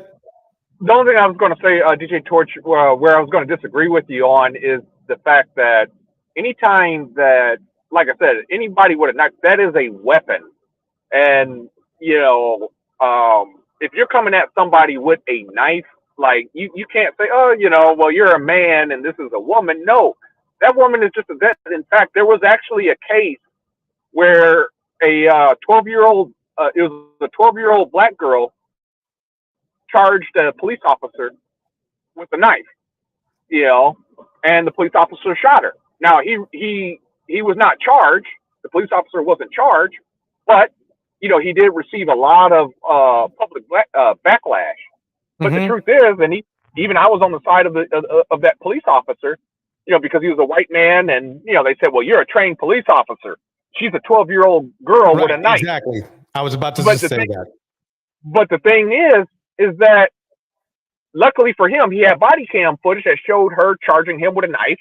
He gave several verbal commands, and if you want to play that, if you want to play that game, that's fine. But I'm going to tell you this: I'm not shooting no kid with a knife. I'm either faster than them or stronger than them, especially a young lady, or more skilled than them. You want to know why, Darnell? Do you want to know why? Go ahead. Because I'm a man. I'm gonna take my. I understand. Don't get me wrong. The odds are,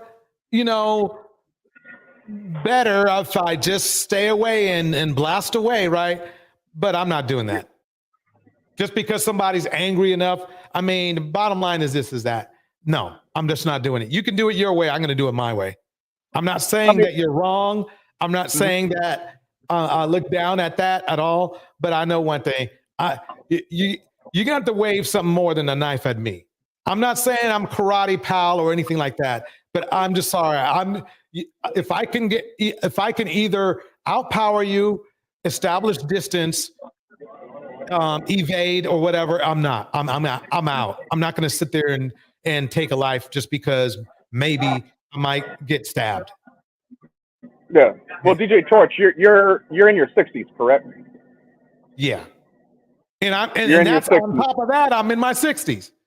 You see what I'm saying? Yeah. So, but see, here's the thing: you're not as fast as you used to be. Right. And I'll still, but that's the point I'm trying to make, Darnell.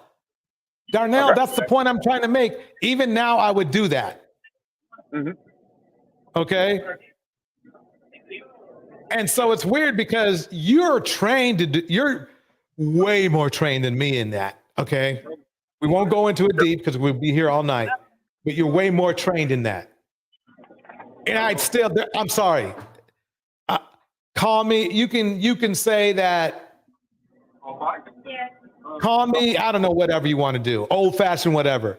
I'm not blasting nobody. I don't believe I have to blast for literally what you probably was a kitchen knife. Now, if she comes at me with the knife inverted and starts moving around like, blade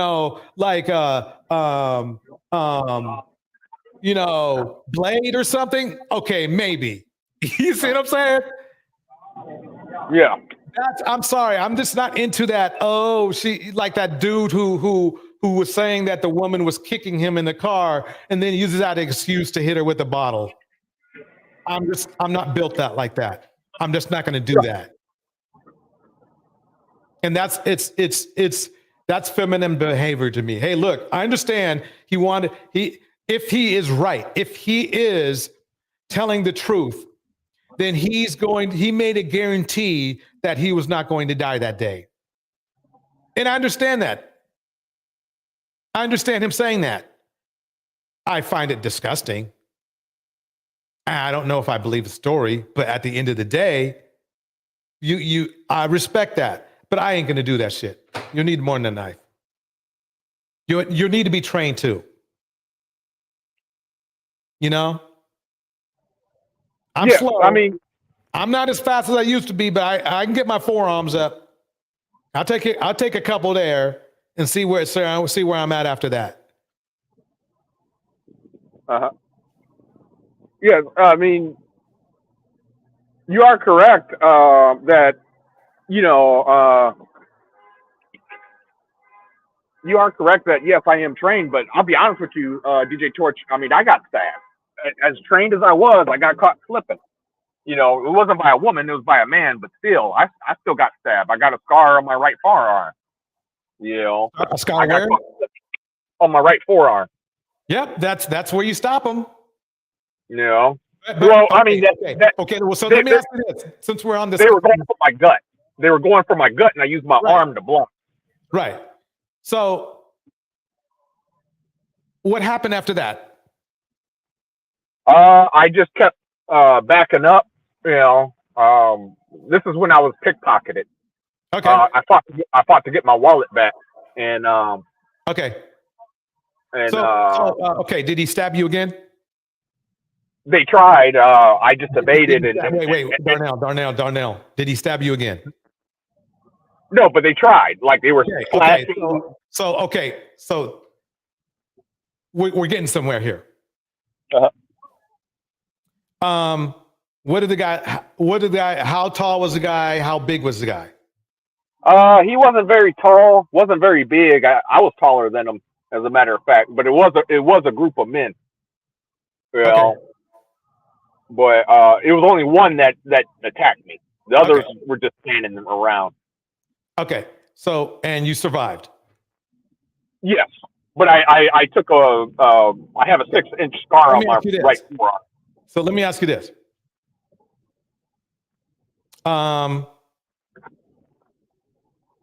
Would you have rather been attacked by your fiance or the guy you got cut by?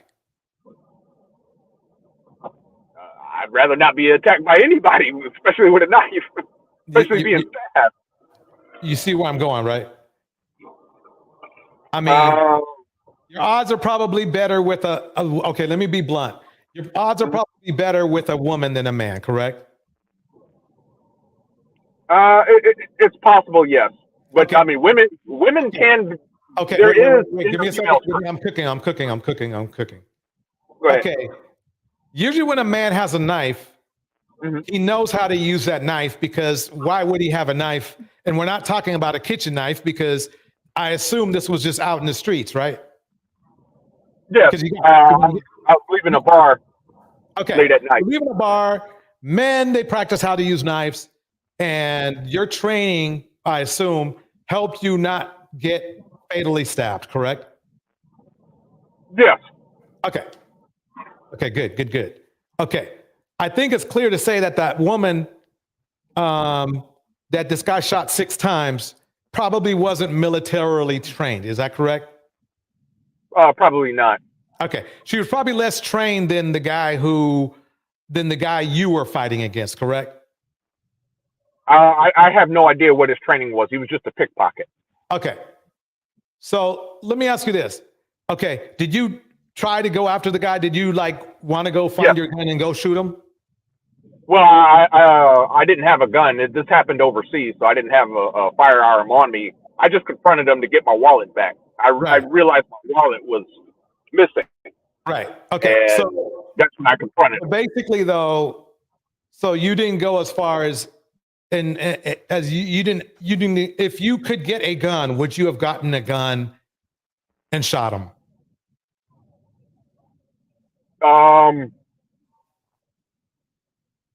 I probably would have. If I had my weapon on me at the time, I probably would have. But let's say you don't, and you have to at least pick it up. Oh, then that case, no. Because now it becomes that's a difference in law.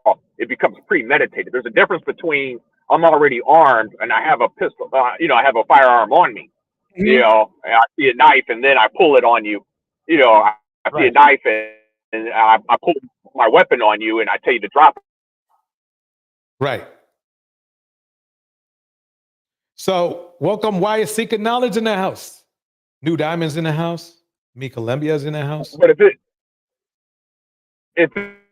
it becomes a case of I decide to walk away, go get my gun, and then come and confront you later, that's premeditation. Right. That's a loser in court. So my thing is this: is that I'm sorry. Dude's at his car. I believe dude is at his car with 2 guns. Yeah. To me, now that I find suspicious. To me, right there, that's what's going to do him in, because even without any more evidence, it's like, why did you go back inside? Yeah. Now, and then he also said, and then I don't know if you picked up on this, DJ Torch, but he had, according to him, he had claimed that she had threatened him, said, you're going to have to, if you want to stay here, you're going to have to sleep with one eye open. Why would you stay? Okay, let me ask you this. Why would you stay? Okay. We're already punching holes in his story, right? Yeah. So what makes you think she actually said that? Well, I'm not saying she did say that, but I'm just those were the words that he said. But the thing is this, right? Here's the funny thing. Here's the funny thing, Darnell. If she said that, it even makes it more weird that he even stayed there. What made him stay there? That's what I'm saying is, why would he stay there after hearing that? Right. I wouldn't stay there. Exactly. I mean, if you feel like, okay, it's different if you think like you're Knife King and you know that you can disarm your wife or your fiance, right? You're fine. You're living on the edge for a minute, right? I mean, I'm trying to give him all the benefit of the doubt, right? But if you're willing to put 6 bullets in your wife or your fiance, let's be technical, fiance, then the only thing you could say is that you're scared, because you could just put one in her leg and that should be it. Now, don't get me wrong, she could still die from that, but he put 6 shots. 6 shots. Yeah, I'll be honest with you. I'm sorry. I'm sorry. I didn't mean to cut you off. I was just going to be honest with you. The whole leg thing, that's a myth. For those of you that don't know, you have what is called the femoral artery that goes through your leg. Yeah. All right. Yeah, you can. Yeah, you will die. Yes. There is no saving you. At a minimum, you're going to lose your leg. So, I mean, if so you're lucky, that whole shoot them in the leg thing is a myth. Right. It might be a little bit higher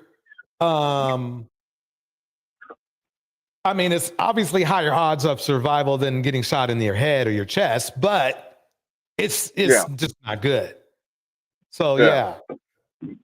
And with my training, to be honest with you, I'm gonna tell you how I learned to shoot. I learned to shoot firing what is called center mass. And for those of you that don't know what center mass is, basically that's where your heart is. Right. So I was trained to aim for your heart, firing controlled pairs, shoot you twice.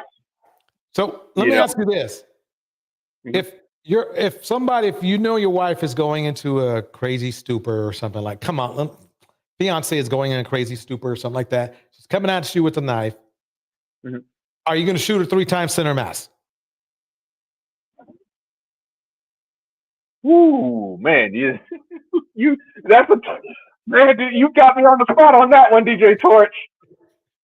You put me in the lion's den on that one. To be honest with you, if you come at me with a knife, and yes, and you're my wife, and you're coming after me with a knife, yes. I mean, you are a combatant. That's how I am trained. You are a combatant. Okay. I'm going to keep playing some more of this. I did not want that to happen. Disputed Edwards' claim that Amanda lunged at him with a knife. They also pointed to an incident in the past where Edwards kicked her in the face, trying to show this wasn't his first act of violence towards her. After Edwards shot Amanda 6 times, he said she didn't move and he didn't attempt to render aid because he didn't know how to. He said he only wanted to call. Sheet killer.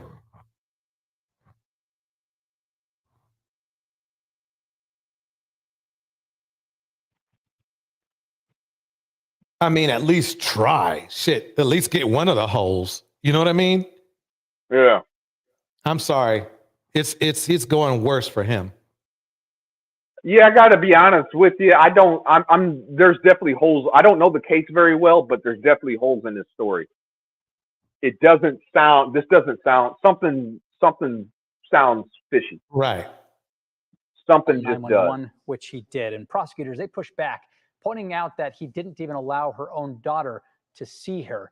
We'll talk more about what was said in court about those moments after the shooting. That's coming up in the news at 5. All right, a lot going on in that courtroom, obviously. So, Matt, where does the case stand right now? Yeah. Okay, this is what I'm looking at now. A man who allegedly kicked his fiancée in the face.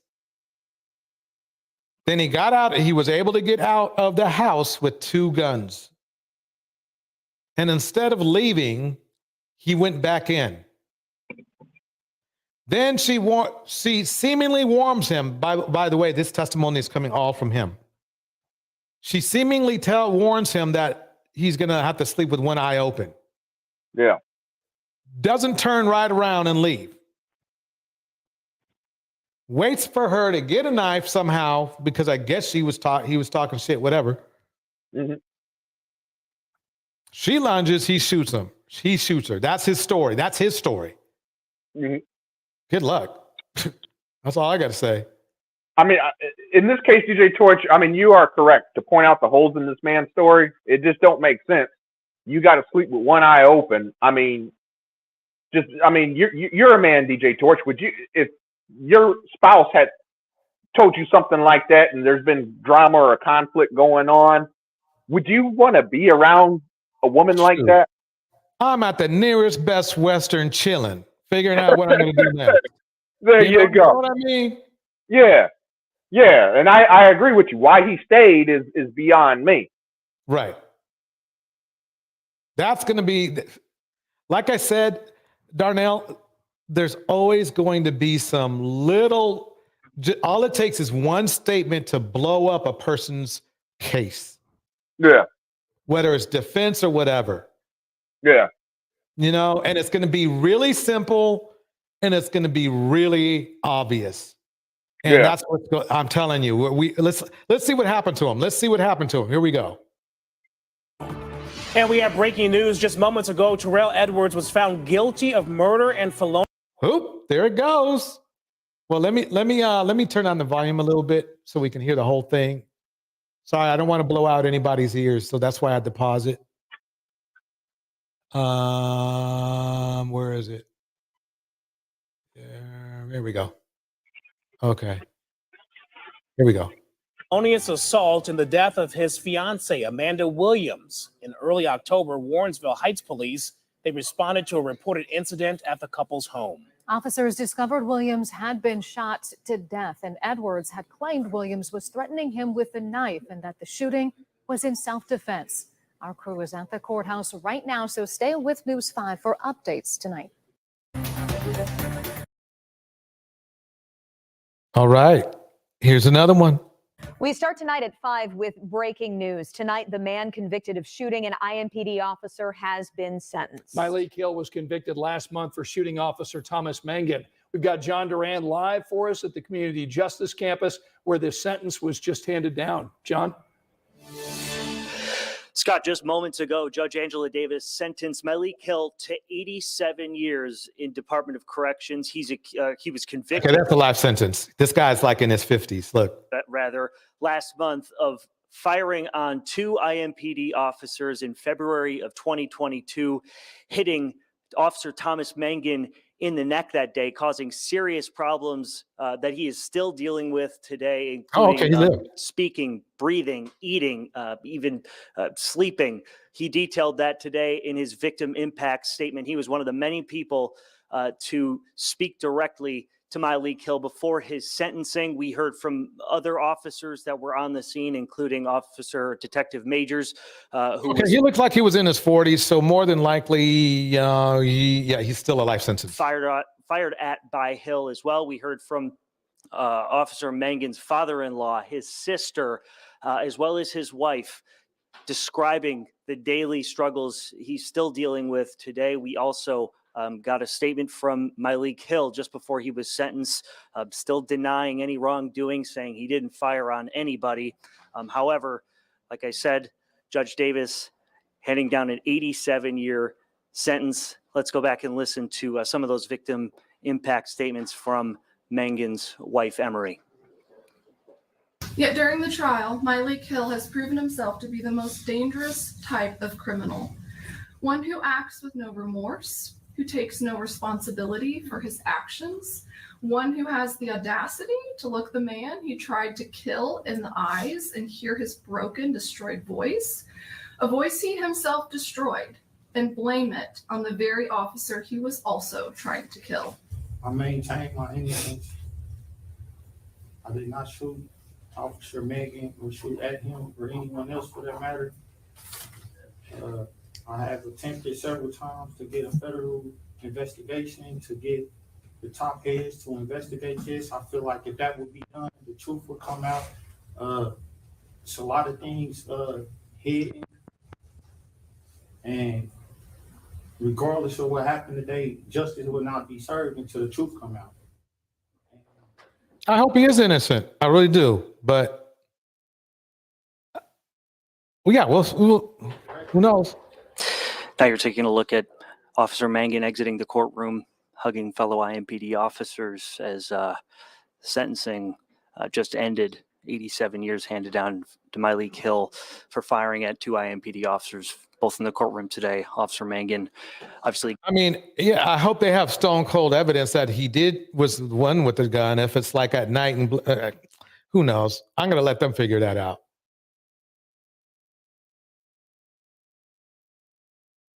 Let's see here.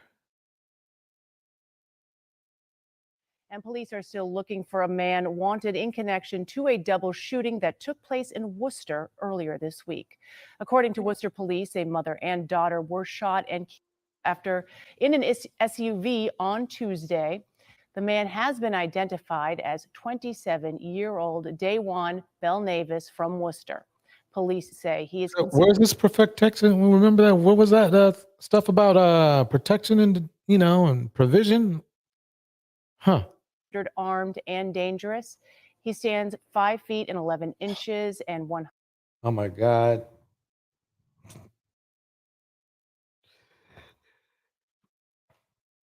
Feisty Black Magic is gonna have it's gonna have a field day with this guy. Feisty Black Magic, you got to do megaphone. Let me keep going. Here we go. 160 pounds.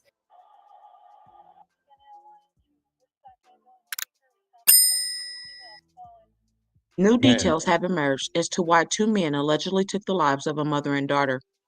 This is an update to my previous video about 27-year-old Chastity Nunez and our 11-year-old daughter, Zella Milton. If you have not seen it, I will link the video in the description box of this video and recommend you watch it first to have a full understanding. After the horrible incident that took place at I'm Inglewood, going to guess it was another temper or a lack of impulse control event. Avenue on Tuesday, March 5th, 2024, that stole the lives of Chastity and Zella, authorities made one arrest and another person is still at large. 28-year-old Correll Manguel was located and arrested Wednesday, March 6th, at a gas station not too far from the crime scene. He was arraigned on the 7th of March and did not want his face to be shown on the camera, and he tried to hide it while his lawyer proclaimed his client was innocent. However, a lot more info has been gathered about Correll's past and why he might have gunned down the two females. Correll is said to have multiple open cases in the district court in Dudley, Massachusetts, and Worcestershire, records indicate. Official reports detail he was released on a $1,000 bail in March 2023 on allegations from Webster police that included assault and battery on a police officer and carrying a dangerous weapon. A trial in that case is slated for March 26, 2024. In another case out of Dudley District Court from 2023, Correll is facing charges of being a fugitive from justice after the Webster police said he had an extraditable warrant out of Rhode Island for carrying a firearm without a license. He also has an open case in Central District Court after Worcester police alleged that they caught him in March 2022 with 8 grams of a suspected white substance, which they believe he was selling on Main Street. In 2019, he was rearrested in Worcester, records show, after police alleged he put his car into drive when an officer was attempting to remove him from the vehicle during a traffic stop. As part of, the officer's body was still in the car at that time. His right elbow was stuck in the vehicle and he kind of bounced off, the Massachusetts Appeal Court wrote in a 2022 decision upholding a conviction on assault and battery with a dangerous weapon, the motor vehicle, on the officer. A city police officer alleged in the case that the Correll and another man in the car were gang members. This is, by the way, this is by McClinton Investigates. Very, very, very good commentary. With violent histories, including firearm charges, the judge would note. A judge sentenced Correll to 9 months in jail following the conviction, the records would show. Now, Correll's most serious case in Worcester County appears to be the 2014 shooting case in which police wrote in a court document the victim appeared to be suffering from 5 gunshot wounds in his groin area. The victim survived the shooting, though. Correll was sentenced to 3 to 5 years for the crime in 2015. You got to be kidding. 3 to 5 years for shooting somebody 5 times in the groin? You got to be effing kidding me. Darnell, do you think that's about the right amount of time? Not enough? Or needed more? What do you think? Shot it 25 times? No, 6. I think 5 times. Oh, 5 times. Yeah. Possibly panic fire.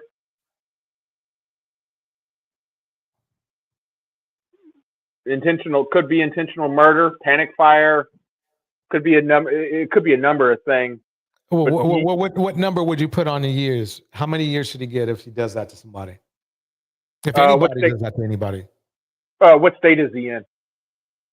Let's take a guess and just say Texas, because it seems like everything's in Texas. You keep messing with Texas, damn it.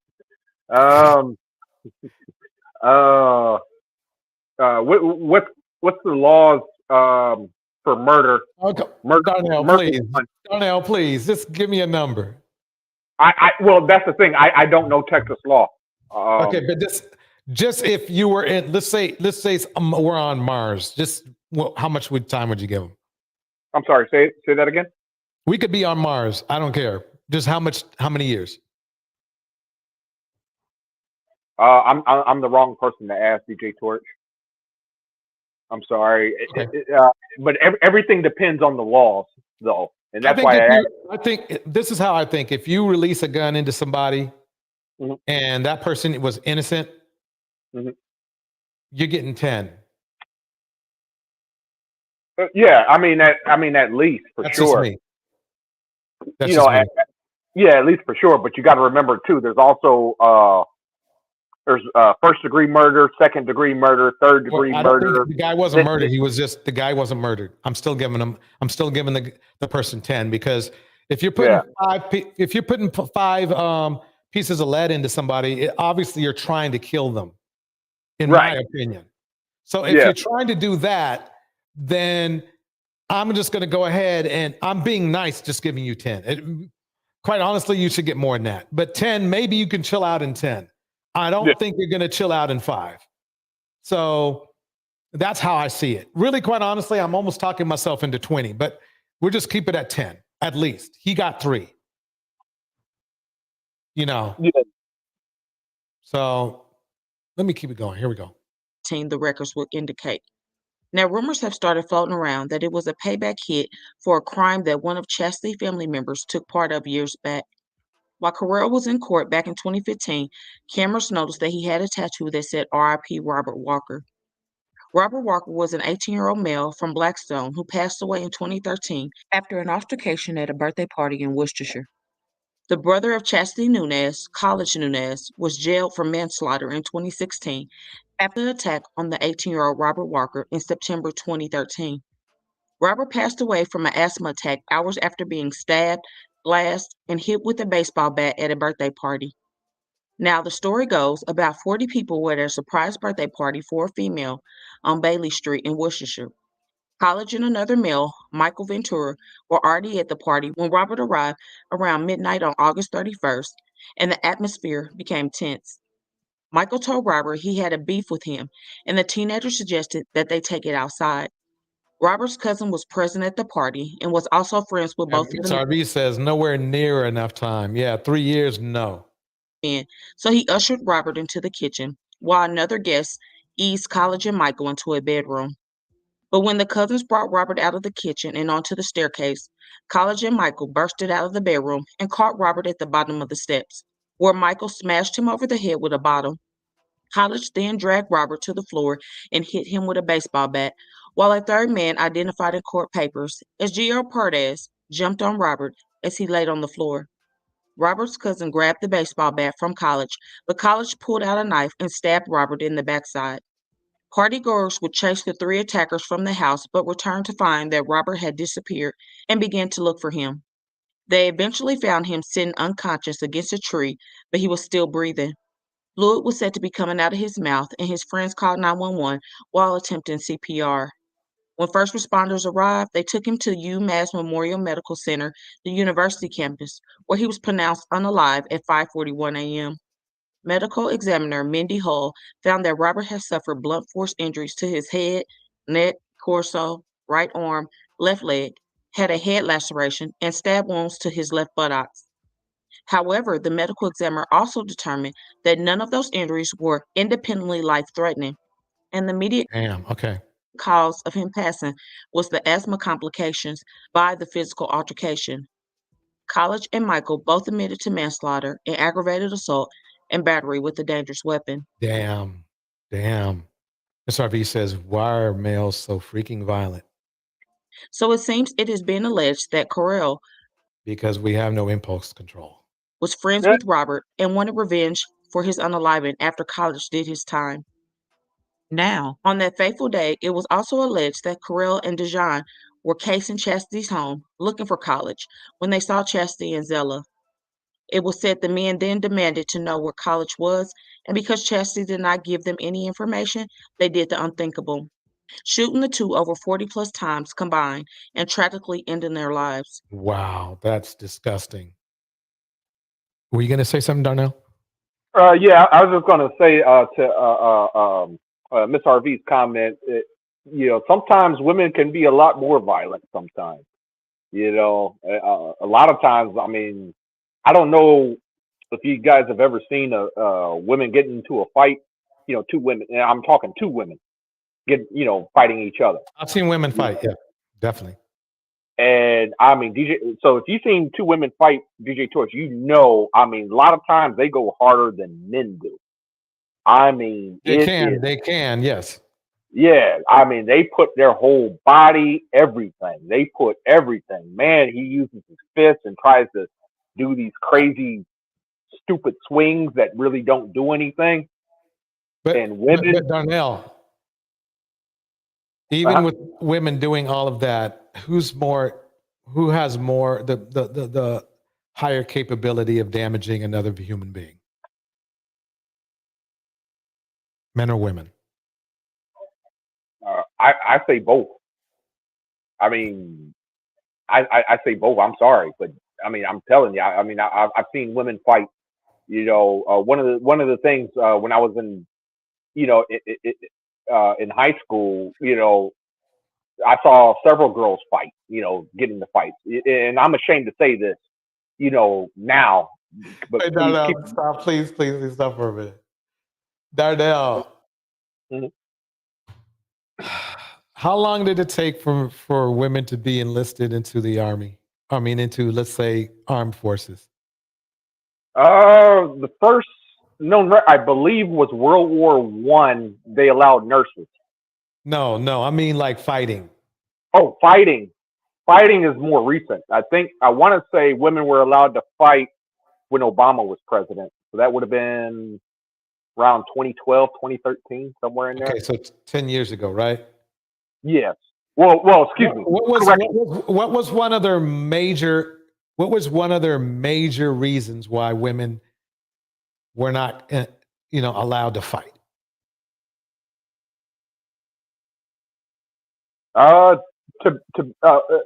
It was two colonels, two Army colonels, two women that they actually sued the Army. No. I'm not asking you that. I'm asking you, what was the major argument? The major argument to allow women to fight? Okay. No, to not allow them to fight. Oh, to not allow them to fight. It's believed that women can't fight, I believe. Okay, there you go. Well, there but you go. You just answered your own. You just argued your own question. You just don't know you did it. no. Wait. Let me break something down. Yes, sir. Go ahead. Okay. There's not one man on earth, unless that woman is a trained fighter, there's not one man on earth who's going to prefer to fight a woman over a man. I mean, a man is going to prefer to fight a man over a woman. There's just nobody. And there's a reason for that. Okay. The odds are you're going to be stronger than the woman. Odds are. They're just that way. Okay. Right. Women don't, it's just the way it is. Yes. Okay. So to make the argument that women are just as equal to violence than men is kind of, I can't go with that, man. I can't dig that. Not saying you can't make the argument. I'm just saying I can't dig it. Well, I mean, it's very true. I mean, case in point, there was a woman in Mexico that, she was an American visiting Mexico with her friend. She unalived one of her friends. It was a woman that did that. Okay, let me ask you this again. Who commits murder more, men or women? Men, by far. Okay, then why are we arguing about, a one-off? But see, that's the thing. It's one of those things that's a misnomer or a misconception that women can't be violent. Women can do violence, but the bottom line is this: is that women don't. I mean, look, what percentage of women are in jail? Percentage of women? Yeah.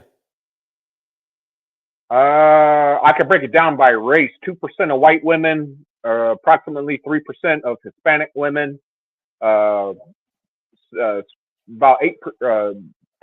of Black women, Asian women. Yes. You're saying 10% of the population of Black women are in jail? Yes, and that comes from the Department of Justice. statistics. I looked it up. Okay. What percentage of black men are in jail? 1 out of 3. 30%. 33%. 33%. Yeah. Okay. Okay, let me finish this up. Here we go. So it was an alleged 10-year get back, and not even on the person who committed the crime, but his sister and niece paid the price, sadly. It was just crazy because people will pull other loved ones into things, and it seems that no one is off limits. A beautiful mother and daughter gone for no good reason. The heartache for this crime is real and completely senseless. Then you have the person who helped Correll, Dejan, who is still on the run, and both of them are allegedly part of a gang. Dejan is said to have a I will say this. Darnell hates women. Well, that's one thing. But anyway, we really, I mean, the thing is how, when do we realize that gangs aren't good for us and that we really need to address that?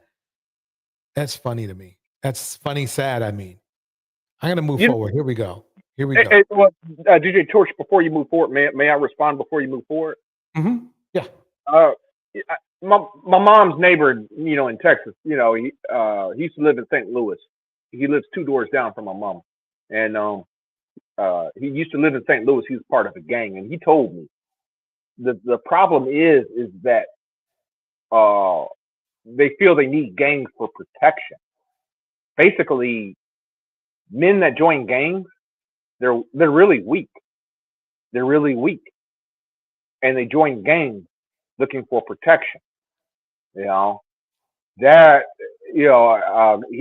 a former gangbanger himself, and he told me the reason he joined the gang. He said, I look back at it. I mean, keep in mind, he's in his, he's about 50 years old now. Okay, he looks back a long criminal history too, and has been charged in nearly 20 criminal cases. Okay.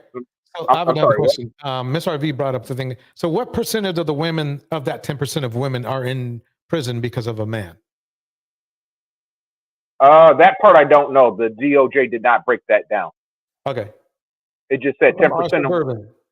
10%. It just said 10% of black women have been incarcerated. Okay. Central District Court. Many records reveal a lot of those cases involve charges of selling narcotics and DV. However, Dejan does not appear to have any open cases in Worcester, aside from the new charges he received for the March 5th unaliving. He is still out there and hiding out. If you know something, please say something. Chastity and Zella deserve it. No telling what else he may do if he indeed committed such a heinous act of violence already. Some think they put what, 60 bullets?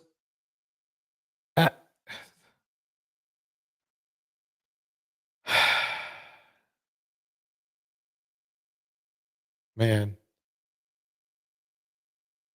One more. Here we go.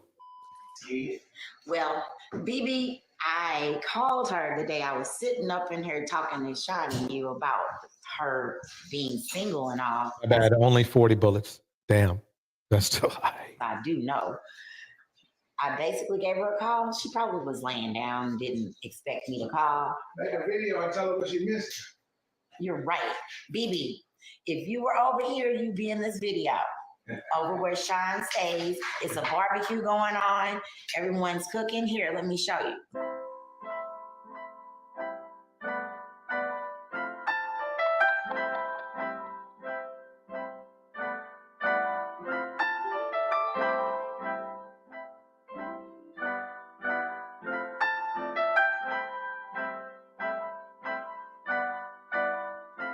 It's just that. It's tragic.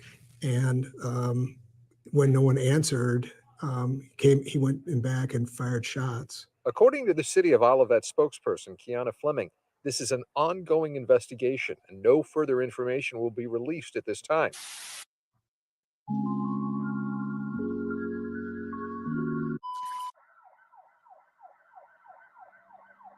Just before 7:30 a.m. on March 7th, Olivet police responded to a home in the 9600 block of Huron Drive in the St. Louis suburb of Olivet for reports of a shooting. Upon arrival, they would locate an unresponsive adult female inside of the home. Thursday morning, Olivet police respond to a report of a shooting at 7:20 a.m. on Huron Drive in Olivet. Upon arrival, officers discovered one female victim who suffered a gunshot wound. Olivet paramedics on scene attempted life-saving measures.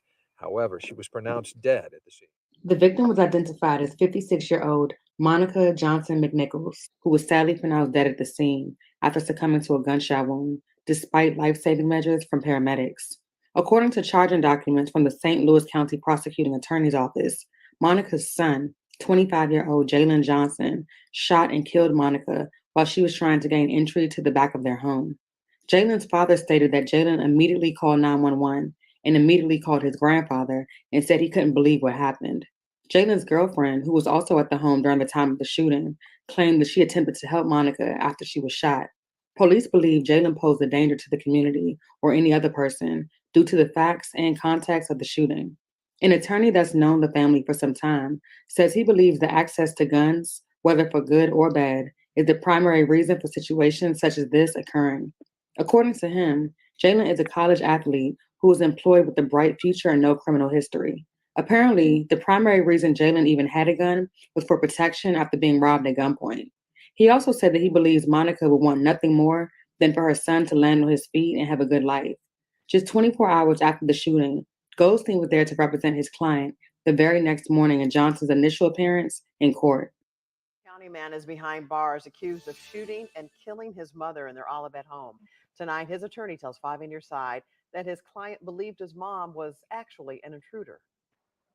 Justina Cornell spoke to the defendant's attorney just hours ago, and she joins us from the newsroom with more on this. Justina? Kelly, Will Goldstein tells me he's known the family for several years. He said 56-year-old Monica McNichols Johnson and her son, 25-year-old Jalen Johnson, loved each other very much. And I got a frantic call. Damn, this is crazy. Let's keep it going. From Monica's father telling me what happened. It was a call for help. An attorney, Will Goldstein, answered to assist a family he's known for several years. They're a very nice family. Goldstein is now representing 25-year-old Jalen Johnson. On Thursday morning, police arrived to Huron Drive in Olivet. Police say a woman was found with a gunshot wound, and paramedics attempted life-saving measures, but Monica McNichols Johnson died at the scene. The very same day, prosecutors charged her son, Jalen Johnson, with voluntary manslaughter and armed criminal action. Goldstein defends his client. Jalen thought that there was an intruder coming in through the back door, and he fired shots. And this whole thing is just tragic, and Jalen hasn't stopped crying since. Police say they believe the defendant poses a danger to the community based on the context of the shooting, but more details weren't disclosed. You know, as long as we have this easy accessibility to guns in the community, whether for good or bad, whether just to defend your premises or whatnot, unfortunately, things like this happen. Safe Connection works to reduce relationship violence that can look different in multiple scenarios. I think it's hard to know who to turn to when you're in a situation like this. I can't call it. I'll tell you one thing though. This is very common. Usually the kids are younger though. So I don't know. First of all, do you want people to know? Maybe there's some feelings of shame. They want to remind people there's always help. No one thinks this is going to happen to them. And we hope it doesn't. So please reach out before it reaches a point of grave danger. Reach out when you're getting concerned and when things are starting to feel a little out of control or just not right. 25-year-old Jalen Johnson was charged with voluntary manslaughter and armed criminal action. He is being held at the St. Louis County Jail on a $100,000 bond, no 10%. There will be a bond review on March 13th. The case remains ongoing. Dang, he's going to be there. Man. Well, Darnell, any last words tonight? Just a couple things, DJ Torch, if I may. The first one, it's not on this topic, but I wanted to ask you: do you plan on doing another Tales of the Cult episode?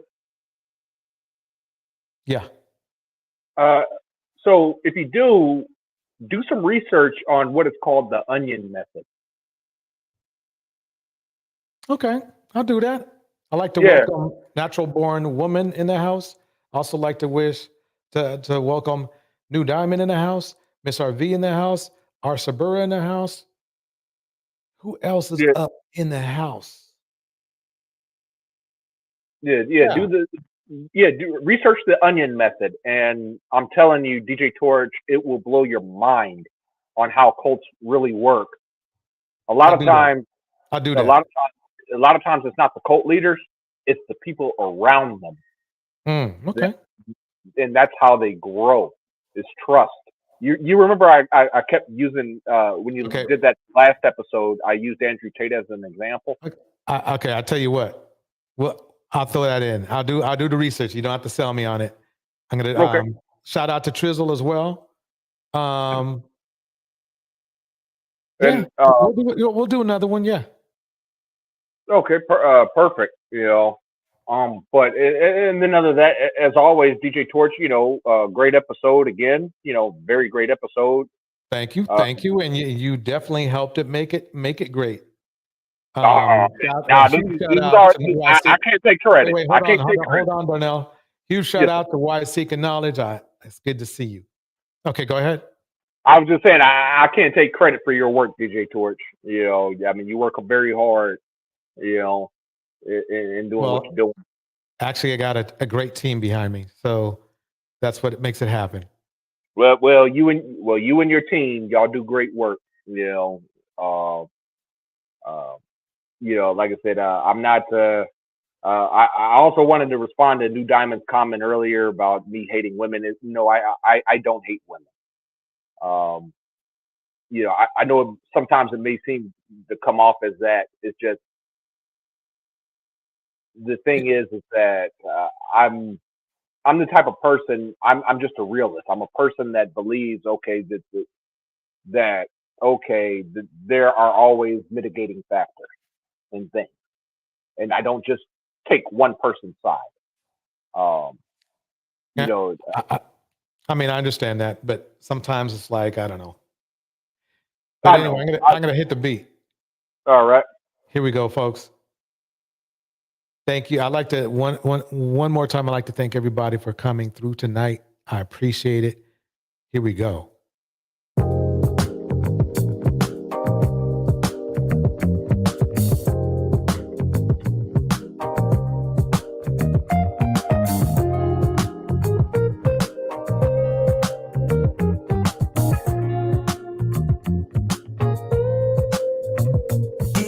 All right. Shout out to New Diamonds. It's RV. Knowledge. New Diamond. Natural Born Woman. Cause I'm addicted to the good life. Yeah. Lead the way. I follow. No need to say. Me, Columbia. Where we are heading now, babe. I follow to the edge of it all. To the edge of course, it all. Darnell Elliott. So tell your good lies. Cause I'll find a better one. Trey Brown. Yeah.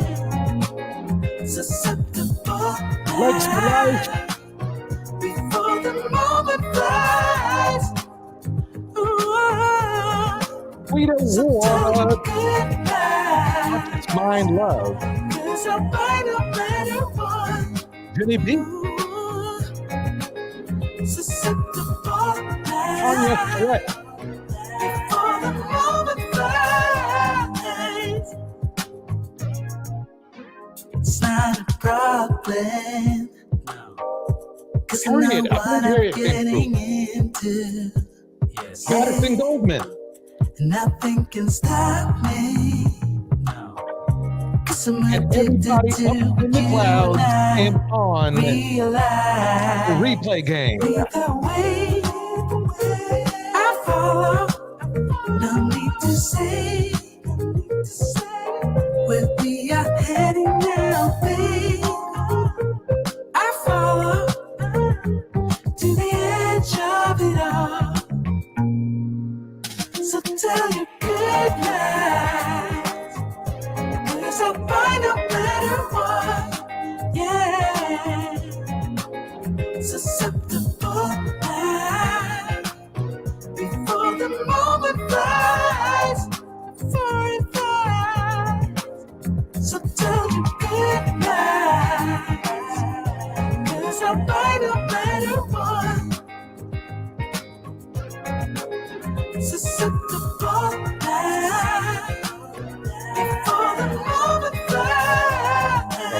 everybody. See you in the next one.